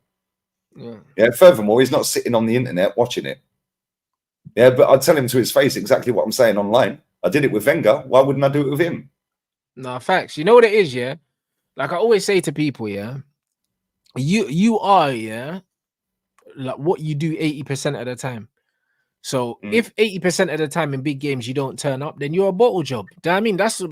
That's why I get onto KDB, bro. Do you know what I'm saying? Because I'm like 80% of the time when I watch you in big games, you don't do shit, bruv. It just is what it is. Like, and if you put in shit performances 80% of the time, but you get stats, yeah, to me, I'm still gonna call you shit, bro. Same as Erling as well, bro. Like 80% of the time when I watch him play, he don't do nothing. He's ghosting, yeah, but then he pops up with a goal. I'm still most of the time. The thing, he's not a good footballer. People need to understand the difference between being a good footballer, yeah, and having stats. Yeah, but this is exactly what I'm saying. So for me, it's about what you do 80% of the time. Like Ødegaard, yeah, very much. He's a very good technical footballer, but he only plays as well as Arsenal play. Yeah, you know, if like Arsenal are playing well, he looks amazing. Exactly. But Ozil was the same for us, bro. If the team was playing well, he looked amazing. Yeah, and he'd be popping the strings, back heels and flicks. Yeah, but when it's not going well, yeah, like certain men are just not it, bro. And this is why it's one of them things where that's the reason with Ødegaard. When Arsenal are playing well, he looks amazing. He looks like a Rolls Royce. But when Arsenal are struggling, brother, you don't know he's on the pitch. You're like, where is he? Bro, that game against Porto the other night, yeah, I didn't know he was playing. In fact, it was funny. I'm surprised no idiot clipped that, because literally before he said seconds before he set up that goal, I said, "Oh, our captain's on the pitch. What's he going to do now then?" And then boom, boom, boom. 2 seconds later, he sets the goal up. So I'm surprised nobody clipped that. But up until that point, which was the 41st minute, bro, he was anonymous. Anonymous. Yeah, second half he got a bit better. But again, he was still not great. Yeah, Saka, stinker. Yeah, let's be real. Against Brentford at the weekend, Saka dropped a stinker as well. But it's Saka and he gets away with it. Yeah, because he holds puppies. And he's a star boy and he come through the academy. Do me a favour. Yeah, the players that are held on a pedestal by these fans should be the ones that get the highest criticism, because they're the better players. They should be, but there you go. You're supposed to hold the highest the highest players, the highest level players to the highest possible standards. You're supposed to. And this is the point. That man said, like, bro, like Haaland's got 81 and 86. Yeah, no problem. 81 and 86. Like Reed was getting 80 out of 97. Bro, Erling Haaland, is not even half the player Reed Van Nistelrooy was. Not even half. You know, like that. He's not even half. I don't care about the numbers. I never rated Ruud van Nistelrooy because of his stats, bro. You could watch him and see that this guy was an absolute gunman, bro. This guy's nowhere near Ruud. And Ruud van Nistelrooy wasn't just a goal scorer, bro. He could link play, he could hold the ball, he could run with the ball, he could do so many things. Erling Haaland, bro, if he's not in the box tapping in goals, bro, he's not doing nothing, bro. He's not doing nothing. So they're not comparable. They're not comparable. There's so many better centre forwards that I've seen in the Premier League than Erling, bro. They were all better footballers than him. All of them. Bro, there's loads. Yeah, the fact that he, like, Ruud van Nistelrooy, Ruud van Nistelrooy is one of the best finishers the Premier League has ever seen. In fact, football has ever seen. Yeah, he was such a sick finisher. Yeah, but he was also a very good footballer. Yeah, he wasn't great with passing range and all that, but that wasn't his job.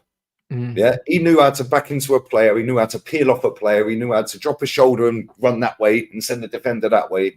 But every type of finish, headers. How many times did Bex put a ball 6 yards out? It'd be there, bang, header, goal. Always. Yeah, but then he'd duck in behind you. Yeah, because he's already sent you over there with his run, dropped off, and then tapping it in that. Bro, that, to compare him to Haaland is mad. Yeah, Michael Owen, better player than him. Yep. Yeah, Tevez, better player than him. These are players that have played for you. Aguero, Van Persie, Suarez. Bro, we can go through the amount of strikers that played in the Prem that are better than this guy, bro.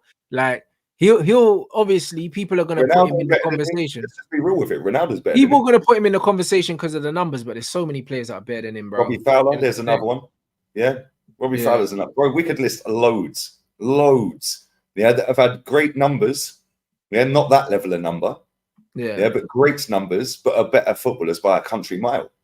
Yeah, let's just be real with it. Yeah, like Anelka, another one. I remember Anelka's first goal. It was against Man United. Yeah, 3-2. Yeah, the 3-2 when David Platt scored the winner. Vieira smashed that one underside of the bar. That was his first goal for us. Andy Cole, another one. Look at these players that have named him, man. Jesus Christ. Yeah. But the thing is, even Shearer was a better player than him. Shearer was a boring footballer. Yeah, dead celebration, boring footballer. Yeah, just that one arm in the air. Bro, that geezer was such a good player. Yeah, facts. No, you're right. Like, bruv, look at this super chat. He said, I'd rather have KDB that can play stinky but still get a goal and assist that makes us win. I want to win trophies. Bro, that's my boy Nadir, bruv. I'll be real, yeah. That's your opinion. I'm thinking trophies, I can't lie. Yeah, but that's your opinion, because at the end of the day, yeah, when your manager needs to control the game, he's taking him off, bro. He's taking him off. He took him off against Madrid last season. Yeah, he did. Yes, he did. Yeah, he did. And he took him off against Liverpool. When you need to control games, he gets taken off, bro.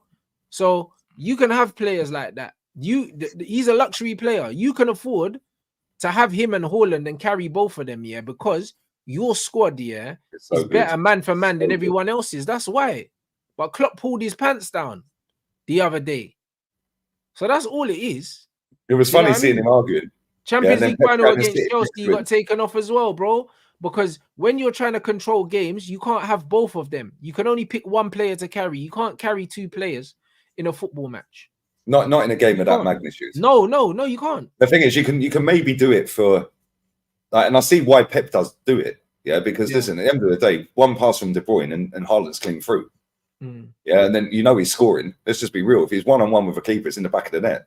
Yeah, and you can only do that for so long without it happening before you have to take one of them off. And he ain't going to take the goal scorer off. Yeah, because at any point he can score. Yeah, but you can't then carry that player in midfield because you're getting ploughed through in midfield.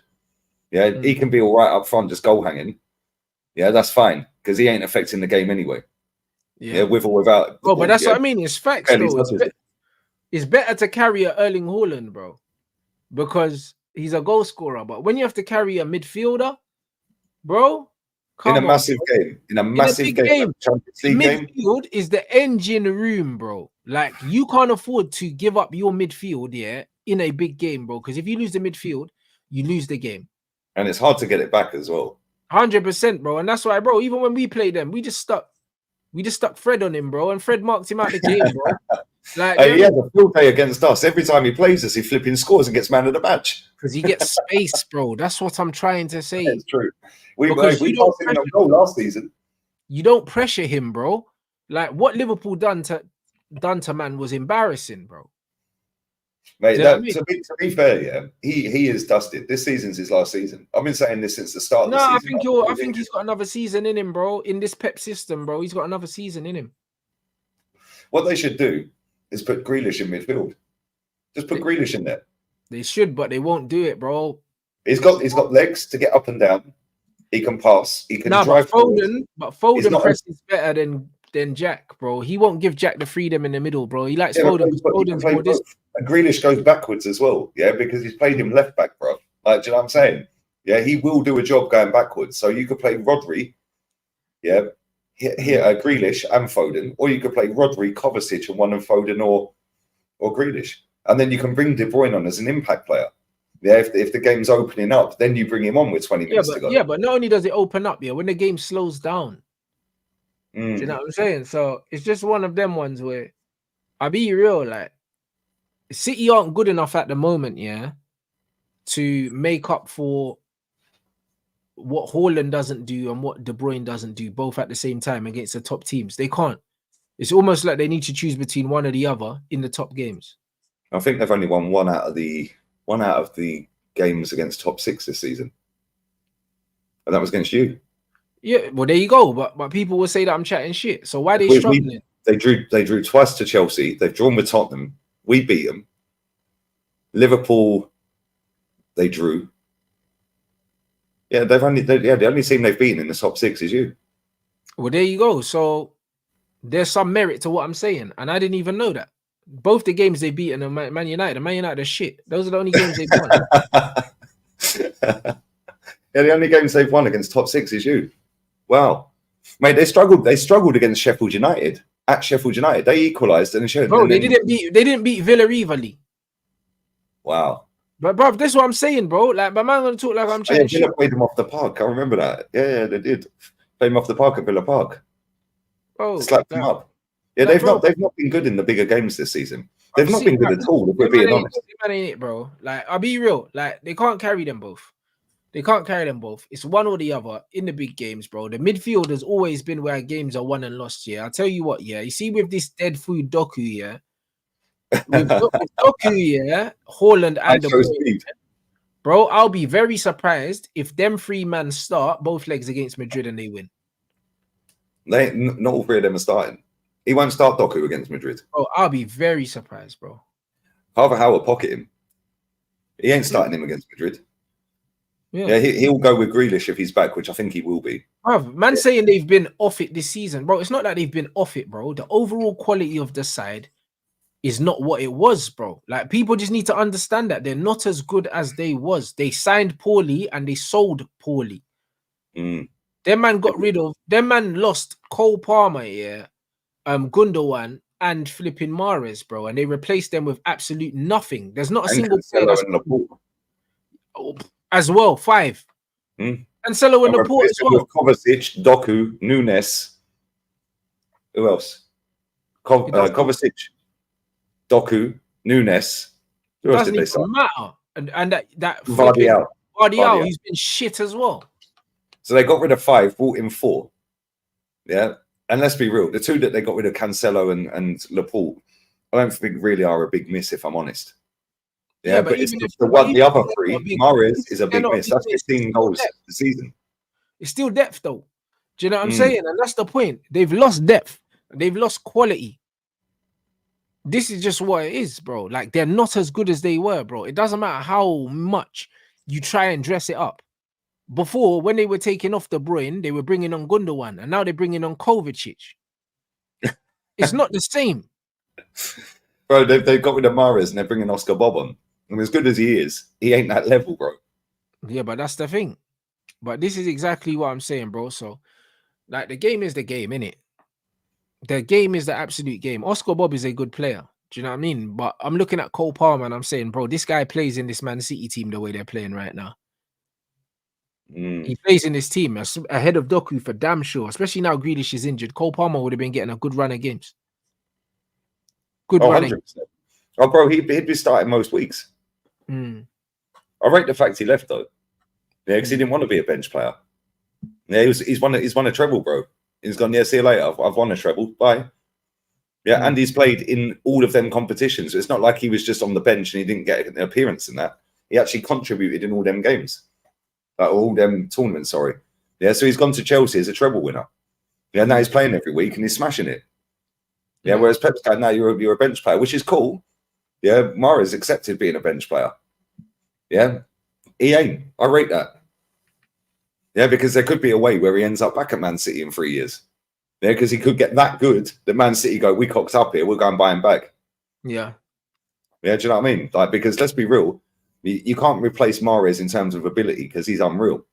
Yeah, but in terms of goals, yeah, Palmer's on what, 20 GA? Yeah, but it's not just goals. Mahrez did about 20 or 30 GA. He'll get wise. Like Mahrez was a possession player, left-footed. Cole Palmer keeps the ball well as well, left-footed. It was a like for like, bro. Not almost identically, but it was profile-wise, it was similar. Like Mahrez ain't got mad pace, Palmer ain't got mad pace. Like it would have just been the common sense thing, innit? Do you know what I mean? A man is saying that yeah, he couldn't guarantee him goals. But they're both ball retention players. Yeah, facts. And that's what City are missing right now with no Grealish, bro. Doku is not good. I don't care what anyone says. I've been saying it and I'll take it to the grave, blood. He's awful. He's awful. Yeah. Facts. He won't be there much longer anyway. Now Savio's coming in. That's him finished with. Yeah, because that Savio is going to light this league up. Yeah, he's going to be mad frustrating. Yeah, but he's levels clear of him. Levels clear of him. And that's true. They do need to buy Kimmich. I actually think they're getting Kimmich. I can't lie. I actually think they're going to buy him. Rodri and Foden. De Bruyne is a second striker. Also, Cole Palmer didn't contribute. Yeah, he didn't contribute, but that doesn't mean that he can't contribute, bro. He's better than Oscar Bob, yeah, and he's better than flipping Doku. Nah, but De Bruyne don't need to be second striker. De Bruyne needs to be utilized as a squad option from next season if you're going to keep him. How old is he? His legs are gone, bruv. I think he's 32, but his legs are gone, man. I'm looking now. Yeah, he's going to be 33 in the summer. Yeah, bruv. And it's not even... And the thing is, he's always carried weight anyway. Yeah, he's not a fit 33-year-old though. You know them, a certain man are 33, and it's like, all right, cool, they're 33, but they're in shape. Like he's 33, and he moves like he's 43. Yeah, he moves like he's 43, bro. Like he's. But he right there, body shape. Yeah, is what Smith Rowe's gonna be, bruv. Smith Rowe's already doing that now. Yeah, Smith Rowe's already there. He already looks like him. Bro, I see Smith Rowe the other day warming up. I was like, wow, bruv, what is that belly? Yeah. You can have a belly like you said the other day, and it was a good point. You said about what's his name, man? Amrabat. Like and Cass, yeah, they look like they're chubby, but they're not. Whereas Smith Rowe is actually chubby, bruv. And so is Smith Rowe, when he broke through, he wasn't that size, bro. And it's like he put on weight when he was injured and he ain't lost it. Same with De Bruyne, but the thing is, with the injuries De Bruyne's had, and the age, and the fact that he's not like peak physical shape, he's always going to struggle. Yeah, listen, I like De Bruyne. I think De Bruyne's a decent player. Yeah, but bro, he's done. No, but you know what it is, yeah? You know when people talk about age, yeah, people forget that these athletes, yeah, are normal people, bruv. Like at 32 years old, you shouldn't be chubby anyway, bruv. Like, do you know what I mean? As a man, yeah. If you're training every day, as a man, when you get into your physical prime, is like in your probably mid-30s to early 40s and that's like your physical prime, like peak testosterone, muscle memory, all of these 35 to 45. Yeah, that's what I mean. You should not be out of shape as a 20-something-year-old like Smith Rowe. And even in your 30s, you should still be in good shape. So when I'm seeing Shaw and these men in their 20s, and bro, there's no excuse for being out of shape in your 20s, bro. In your 20s, you're supposed to be approaching your best physique that you've had in your life. And especially if you're training every day. Because like, bro, how old is Salah? Salah must be 32, 33. Yeah, exactly. Look at the shape he's in, bruv. that guy's cut, ripped, everything, bro. He's built out of stone. And he's 32 in the summer. He's a year younger. And it is genetics, yeah, but it's also how he eats and how he looks after himself. But when he takes his shirt off at the end of games, bro, he is absolutely solid. Yeah. That's pure genetics. Though. He looks like he's carved out of stone, though, most times. You know what I mean? But you don't, even if you've got good genetics, yeah, if you don't eat well and look after yourself, you don't look like that. Because there's a lot of people that have the genetics to look like that, but they don't. Do you know what I'm saying? And the thing is as well, like I watched that Eden Hazard documentary with what's his name, Obi Mikel. Yeah. And Hazard said, yeah, that when he used to go, and I don't know whether De Bruyne's the same, but when he used to go end of season, finished, go on holidays, he goes, I think what I want, I like a beer. Bro, KDB's doing McDonald's adverts, bro. Like we ain't seen it on the Instagram. Yeah, it's like I used to drink beer. I love beer. He said. I was like, yeah, I'm with you, bruv. Cheers, salute. But also, Eden Hazard genetically as well. He's got them. Eden Hazard's got them fat man genetics as well. You can see it.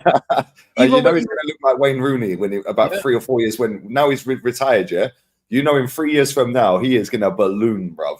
Even when Hazard was in shape, he still didn't look fit. You know, the ones that he's got that fat man physique. He's got that. You can see it.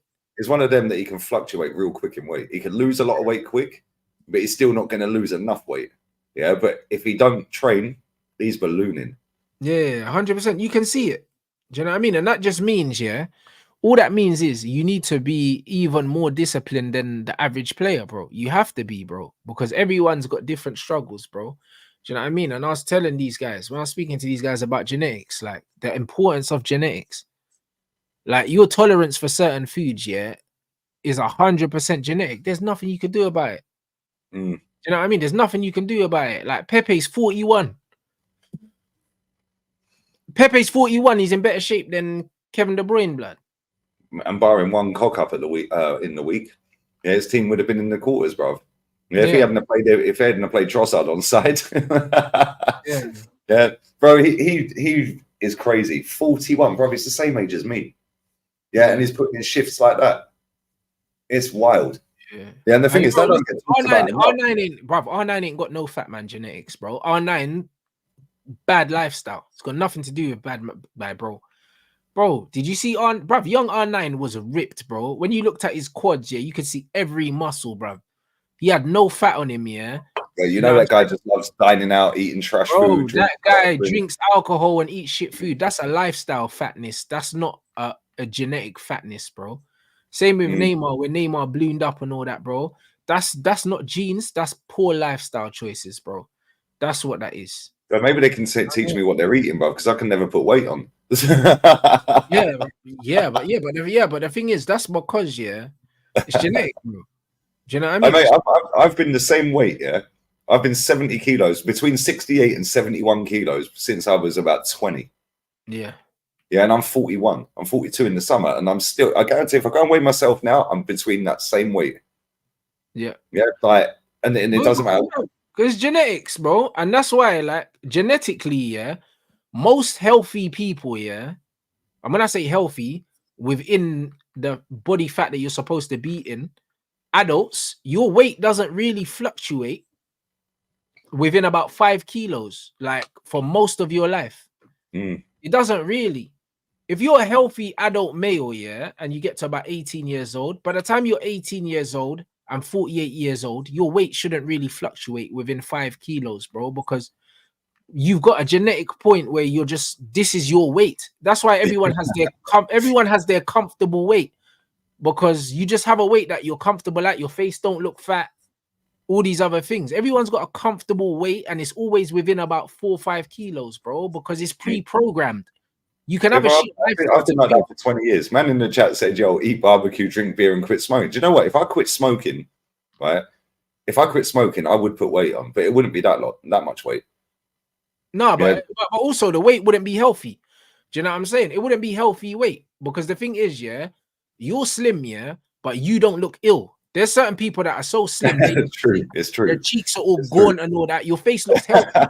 Yeah, I've got chubby cheeks. So that's your size, bro. Do you know what I mean? You see certain people when they look skinny, but they look ill. They got bags under their eyes. They look gaunt and that. You don't look like that. That's a healthy weight for you.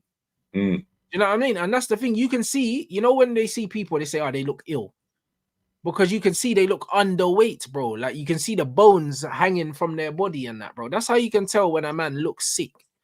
Man So said that's what you know. bantamweight, UFC bantamweight. No, but this is all. No, Yeah, but do you this know what it is is? Last time I weighed myself for the like body fat, yeah. Right, I can't find anywhere here. Like in Boots in England, you can undo the body fat thing, innit? Yeah. Before I moved here, yeah, I was 7% body fat. Right. Then I went back in lockdown. Yeah, and obviously I was sat at home all day. I wasn't doing anything, right? And then I did it again before I come back. Yeah, and I was 11%. Yeah, but I can't find anywhere here that can do that because I want to know whether it's gone up or not. Yeah, but the thing is, those are not accurate anyway, bro. Like they're not accurate because the thing is, yeah, it's like they'll take your weight, they'll take your height, and then they've got the electrical impulse, but also it's a rough estimate how much of your body weight is muscle, how much of it is fat, but also how do they know how much is fluid and what's not fluid, bro? You know them ones there. So it's like that's the thing with body weight. It doesn't tell you what's fat and what's not. And that's why the most accurate ones is either they weigh you in water, they do it in water, or they've got them DEXA scans where you lay down and they scan your body. When you're standing on the scales and all of that, it's all guesses, bruv. You could have just eaten a meal, yeah, and your weight was up. So they were like, oh, yeah. So they're like, you know what? You're 3 kilos heavier on the scale, and then they've worked out how much muscle you've got, and they've just assumed the rest is fat. And then my belly's full, bruv. You know what I mean? I ain't had a shit today. You know what I mean? That's just all it is. Like none of these things are accurate. That's why even weighing yourself, your weight will fluctuate throughout the day, depending on hydration, depending on when you ate, depending on loads of things, even stress and shit like that, bro. So it's just one of them ones where it's crazy. Yeah, it's mad. That's true. No, it might be the cigarettes, bro. I enjoy smoking. I can't lie. I actually enjoy a cigarette. Yeah, and like then people say, but this is why I put it on my Insta story all the time. People think I just sit here and fucking get smashed on drink every day. Well, I got 96 liters of water delivered the other day. Yeah, that's my water for the month. Yeah, no, that's crazy. That's why I always go for a piss, bruv. Yeah, and I got my coffee and my water. Yeah, because you're hydrated. Yeah, because like literally, I'll do 3 to 5 liters of water a day. And the thing is, my missus came and dropped even more water off the other day because I'd run out of my last month's stock before they come and drop this. Yeah, I get 96 liters a month. Yeah, when I'm on camera and I'm watching football, I'm having a beer. Yeah, I barely smoke. Yeah, I'll be real. Yeah, I barely smoke unless I have a drink. Yeah, but then when I'm having a drink, then I'm smoke. That's most people though. Like I know people that only smoke when they have a drink. Like, just is what it is. With body fat, bro. Listen, it's one of them ones where, of course, there's no definite way, but bro, like it's always going to be an estimate, and you can tell visually. Do you know what I mean? If you understand how body fat is stored and where it's stored, because you'll store body fat in different parts of your body genetically again. Because there's some people that look lean in certain parts, but then you look at certain parts of their body and they're fat. A lot of people store the majority of their fat on their legs, on their lower body, and you can see. And then you got some people that have really lean legs, but then they won't be lean around their stomach because they store fat around this. They store fat in their belly. Some people store fat. Their lower back. Yeah, that's it. The lower back. Some people store fat on their arms. Do you know what I mean? It's genetic, man. You know what I mean? And this is what it is. Like, it just depends. And depending on your hormonal levels and stuff like that, how much estrogen you've got, how much testosterone you've got, you tend to store body fat in different places. Like most people, like when you get really, really lean, yeah, like the last place to really lean out for a lot of people is their legs, or for a lot of men, it's their lower back. It's the lower back fat. Most men, yeah, until you get really, really, really, really lean, yeah, you won't get like a smooth lower back. Like people get like that reverse Christmas tree thing on their back, bro. When they get really, really lean, that's when the lower back's gone, and then the lower abs, like the V taper. But some people can be fat and have the V taper, bro, because it depends on genetics. Do you know what I'm saying? This is just what it is. Everyone stores fat in different places, bro. And some people just don't store fat nowhere, and they're just lanky and they're just lean, and that's how they are. It's true. You know what I mean? And then you get guys that are super, super skinny, yeah, but then they still got a belly. Do you know what I'm saying? Yeah. So It just depends. Like I've seen people that are tall, lanky, skinny legs, skinny arms, whatever, and they got a round belly. Yeah, proper, and it's rock solid. Yeah, it's a rock solid belly. It's genetics, bro. It's like when you know when you get the Oxfam advert, like, can you donate? It's like, yeah, and the man got the big belly. That's exactly what it is. Skinny everywhere, but then got the big belly. It's true, man. It's true. Wow. See, the thing is, it's funny because a lot of the Spanish people are overweight. Yeah, like especially the men. Yeah, the men are worse than the women here. Yeah, the women are like quite slim, most of them. Yeah, they got the beer bellies though, and then the flip. Yeah, but they've got the beer bellies. But you know what? When you get a Spanish woman pregnant, not all of them. Yeah, but I've noticed this. My friend told me this. He said, you get a Spanish girl pregnant, they never lose the baby weight. Yeah, like, and since he's told me that a couple of years back, bro, every time I see a woman pushing a bunny around, yeah, the Spanish, yeah, they've kept the baby weight, bro. That's crazy. No, yeah, it's true. That's funny, you know. It's true, but most of the men are chubby, like over here. Yeah, obviously you have the athletic ones and all that, obviously, but the older ones, like around my age, yeah, most of them are quite chubby. Yeah, whereas the women that they're with, yeah, are really slim. Yeah, but that's because their women still cook over there, Lee. You know them. It's true. This is just what it is. Their women still cook. That's why they're very fat, blood. You know what I mean? Their women are cooking and then they're drinking beers as well. This is just what it is. Most men ain't got women that are gonna cook for them in England, bro. So it's a bit different. You know them ones. All these things are going out to eat and getting fat, bro. And all the men them have to cook for themselves, so they're starving, bro. I'm saying the oven and that. Yeah, that's crazy. Man said, look, you can't keep a physique living in Spain. You absolutely can, bro. If I was living in the sun, mate, the gyms in this country, yeah, I'm not even playing, right? And obviously I don't go gym, right? But the gyms in this country are world class. Yeah, they have to be, bro. You see, when you're living in the sun, yeah, bro, there's no excuse. Like, bro, you got to be in shape because, bro, every day is beach day, fam. Mate, there's a guy that I follow called Mike Thurston, yeah. Yeah. He lives in but he's definitely on stuff though. But he lives in Dubai. Yeah, he's in Dubai now. The guy he's mates with, yeah, built a gaff in what's his flipping name, man? I follow him as well. What's his name, man? He built a gaff in Marbella, yeah, and they on the gym thing there. What's his flipping name? He's an Irish lad. He was on one of these celebrity programs, yeah. But yeah, he built a gaff in Marbella, and he's proper on the gym thing, yeah. Right, bruv. When he does the vlogs going around the gyms in Marbella, I am like, wow, these gyms, them gyms are crazy because people live outside, bro. So these men are chiseled up. These men are on steroids. Yeah, Matt's not Irish. I know who you're talking about, Matt. What's the guy's name, Matt? Matt's Rob Lipsit. That's it, Rob Lipsit. That guy, I follow him. I follow him on Insta. Yeah, he's definitely on roids. Oh, bro, he's too big. Yeah. Yeah, he the top half. Like, listen, he's obviously on it. Yeah, like constantly. Yeah, his whole life revolves around training. Yeah. But bro, he looks too jacked. Yeah, for the size of him, the height of him. Yeah, but them man live outside, bro. You see, when if he just went down a little size, just maybe one t-shirt size, it'd look fine. But he's a bit big, a bit too big. But yeah, I follow him. I follow that Thurston guy on YouTube. Yeah, bro. Them outdoor lifestyles, you got to be in shape, bro. Like in Dubai, they got the best gyms, bro. They got the best gyms. When I was in Dubai, I was in a gym every day, bro, because it's like, bro, man can't be outside in the sun, yeah. And not be in shape, bro. Like when I see man that just fat walking around, yeah, in the sun, I'm thinking, bro, like, you must stink. Yeah, you know what I'm saying? Because them man sweat more as well. You know what I'm saying? Because that's what man need to understand, yeah. Like your body regulates itself. Do you know what I'm saying? And when you're fat like that, your body's just not regulating. Like it's crazy. The gyms in Dubai and the gyms in Marbella are elite, yeah. But do you know what? They're so expensive, mate. Yeah. There's a gym around the corner from me. It's only just open, brand new gym, bro. It's about €85 a month. Ooh, yeah, that's a lot. 85, bro. Even just the deadest gym, yeah, the deadest gym, like just a tiny little gym as big as my apartment, bro. It's €65 a month. Yeah, because they know, yeah, that a lot of people, because of the lifestyle, people rely on it. And like, if you got all that fat on, yeah, your body feels like you're wearing a jacket. Yeah, and this is the thing. It ain't like one of these where it's got a swimming pool and it's got a sauna and the jacuzzi. It's not a health club, it's just a gym. It's literally just a straight gym, and it's 65 for the deadest one a month. Yeah, and then what they do is they'll do you a deal and do it for 60 if you pay 3 months up front. Oh, cheers, you've saved me €15. Yeah. You know what I mean? Yes, it's that, bro. You lot in the chat are crazy, bro. Just cooking people, but nah, big man too.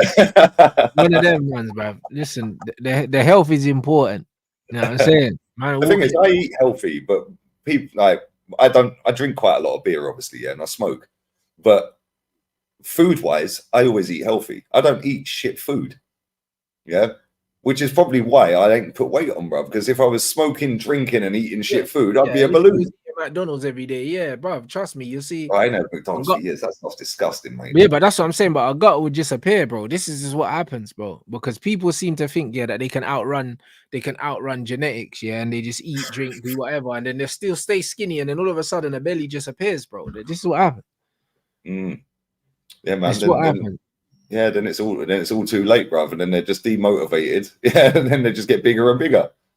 Yeah, no, facts. That's it. No, that is bloody funny, man. You man are funny. This chat is crazy. That's what I'm saying. But nah, bro, I can't lie. Tomorrow is Newcastle. Did you usually say it was Newcastle, Man City? Man City, Newcastle, yeah. Hey, what time is that? 5:30.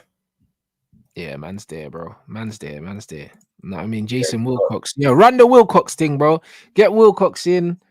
No, I mean get Ashworth in so we can cook, bruv. You know, like that. And if Wilcox comes in, hopefully you'll keep Sancho as well, blood, because that's his guy, bruv. That's what we need.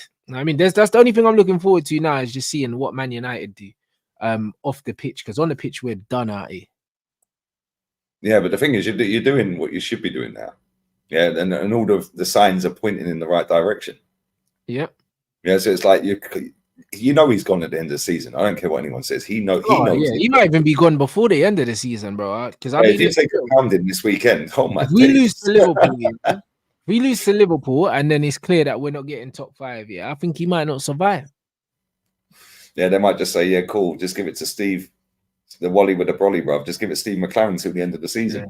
Man said I heard Ashworth won't be there before September. No, that's not true. That's not true at all. Newcastle are asking for a certain amount of money to make him available now. And we're haggling the price because these guys are businessmen. They're businessmen. They just bought a fucking football club. You think they can't negotiate? do you know what I'm saying? That you think they can't get a person? They just got a fucking football club.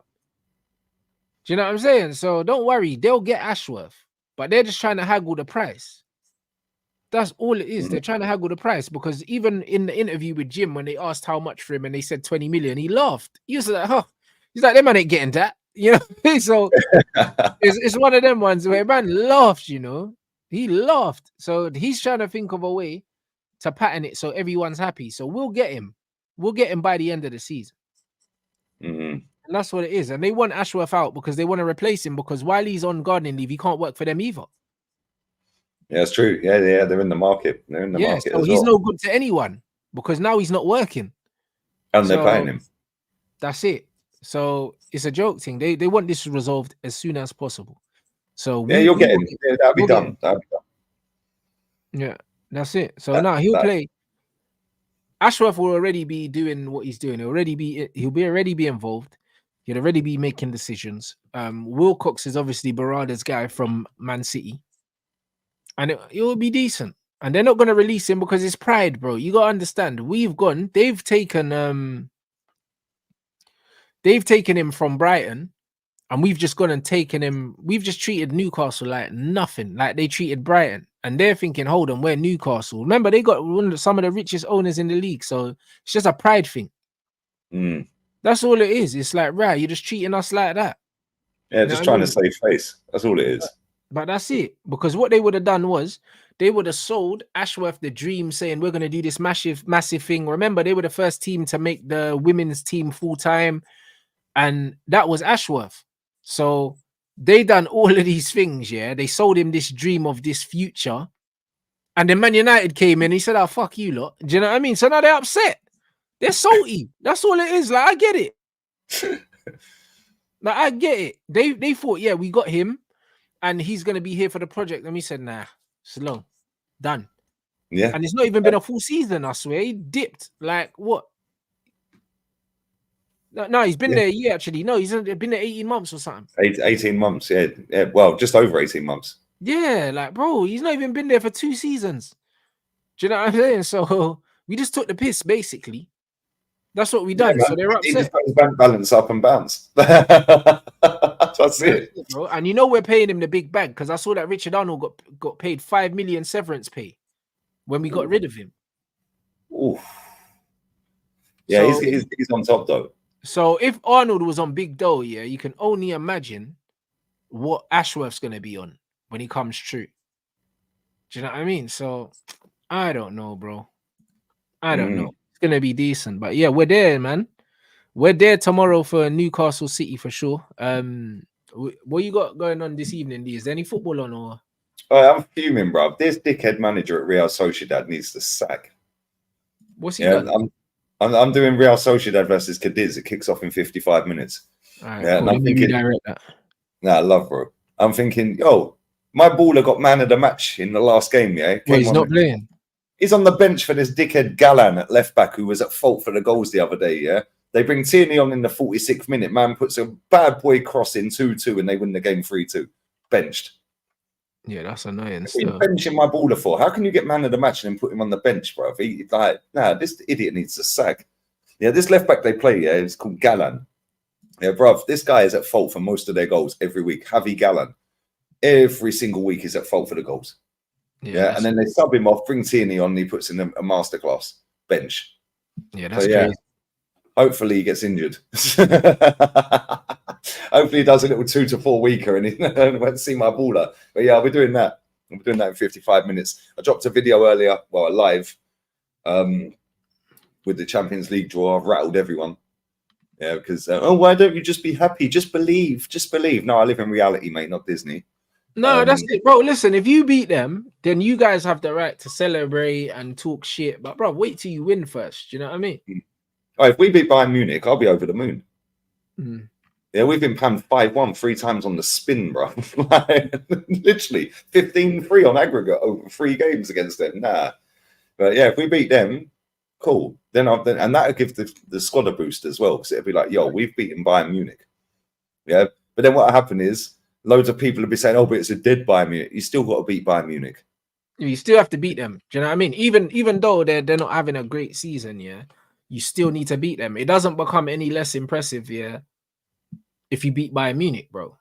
You know what I mean? It doesn't, because to be fair, like even when we beat Bayern in the final, bro, they cooked us and we won, and no one's talking about how shit we were because it doesn't matter. Mate, look at when we won the FA Cup against you. Nobody talks about how shit we were. You battered us that day. We won the cup. Right? Win against them, yeah, and then bring on Real Madrid or City, whatever. So yeah, man. But yeah, I'm doing that watch along tomorrow. Tomorrow, Real Madrid are playing Osasuna at what time was that? 3:15 UK. I was going to do the Coventry game against Wolves, but nah, F that, bruv. We'll do the Osasuna Madrid. Some idiot decided to put Greenwood FC on against Girona at the same time as City. What an idiot. Mad. Ooh. Yeah, so I'm thinking, do I do that Getafe Girona game? Because Man City are just robotic as hell, bruv. And Newcastle are just going to park the bus. Yeah. Yeah. So but either way, after that, I'll be doing that at Lake Bilbao versus Alaves. So yeah, loads of watch-alongs tomorrow. Sunday, full program of watch-alongs as well. So keep your eyes peeled, people. Sick. All right, people. You know what I mean? So look out for that. You get me? Subscribe to both of these channels. Do you know what I mean? And yeah, man, I'll catch you guys tomorrow.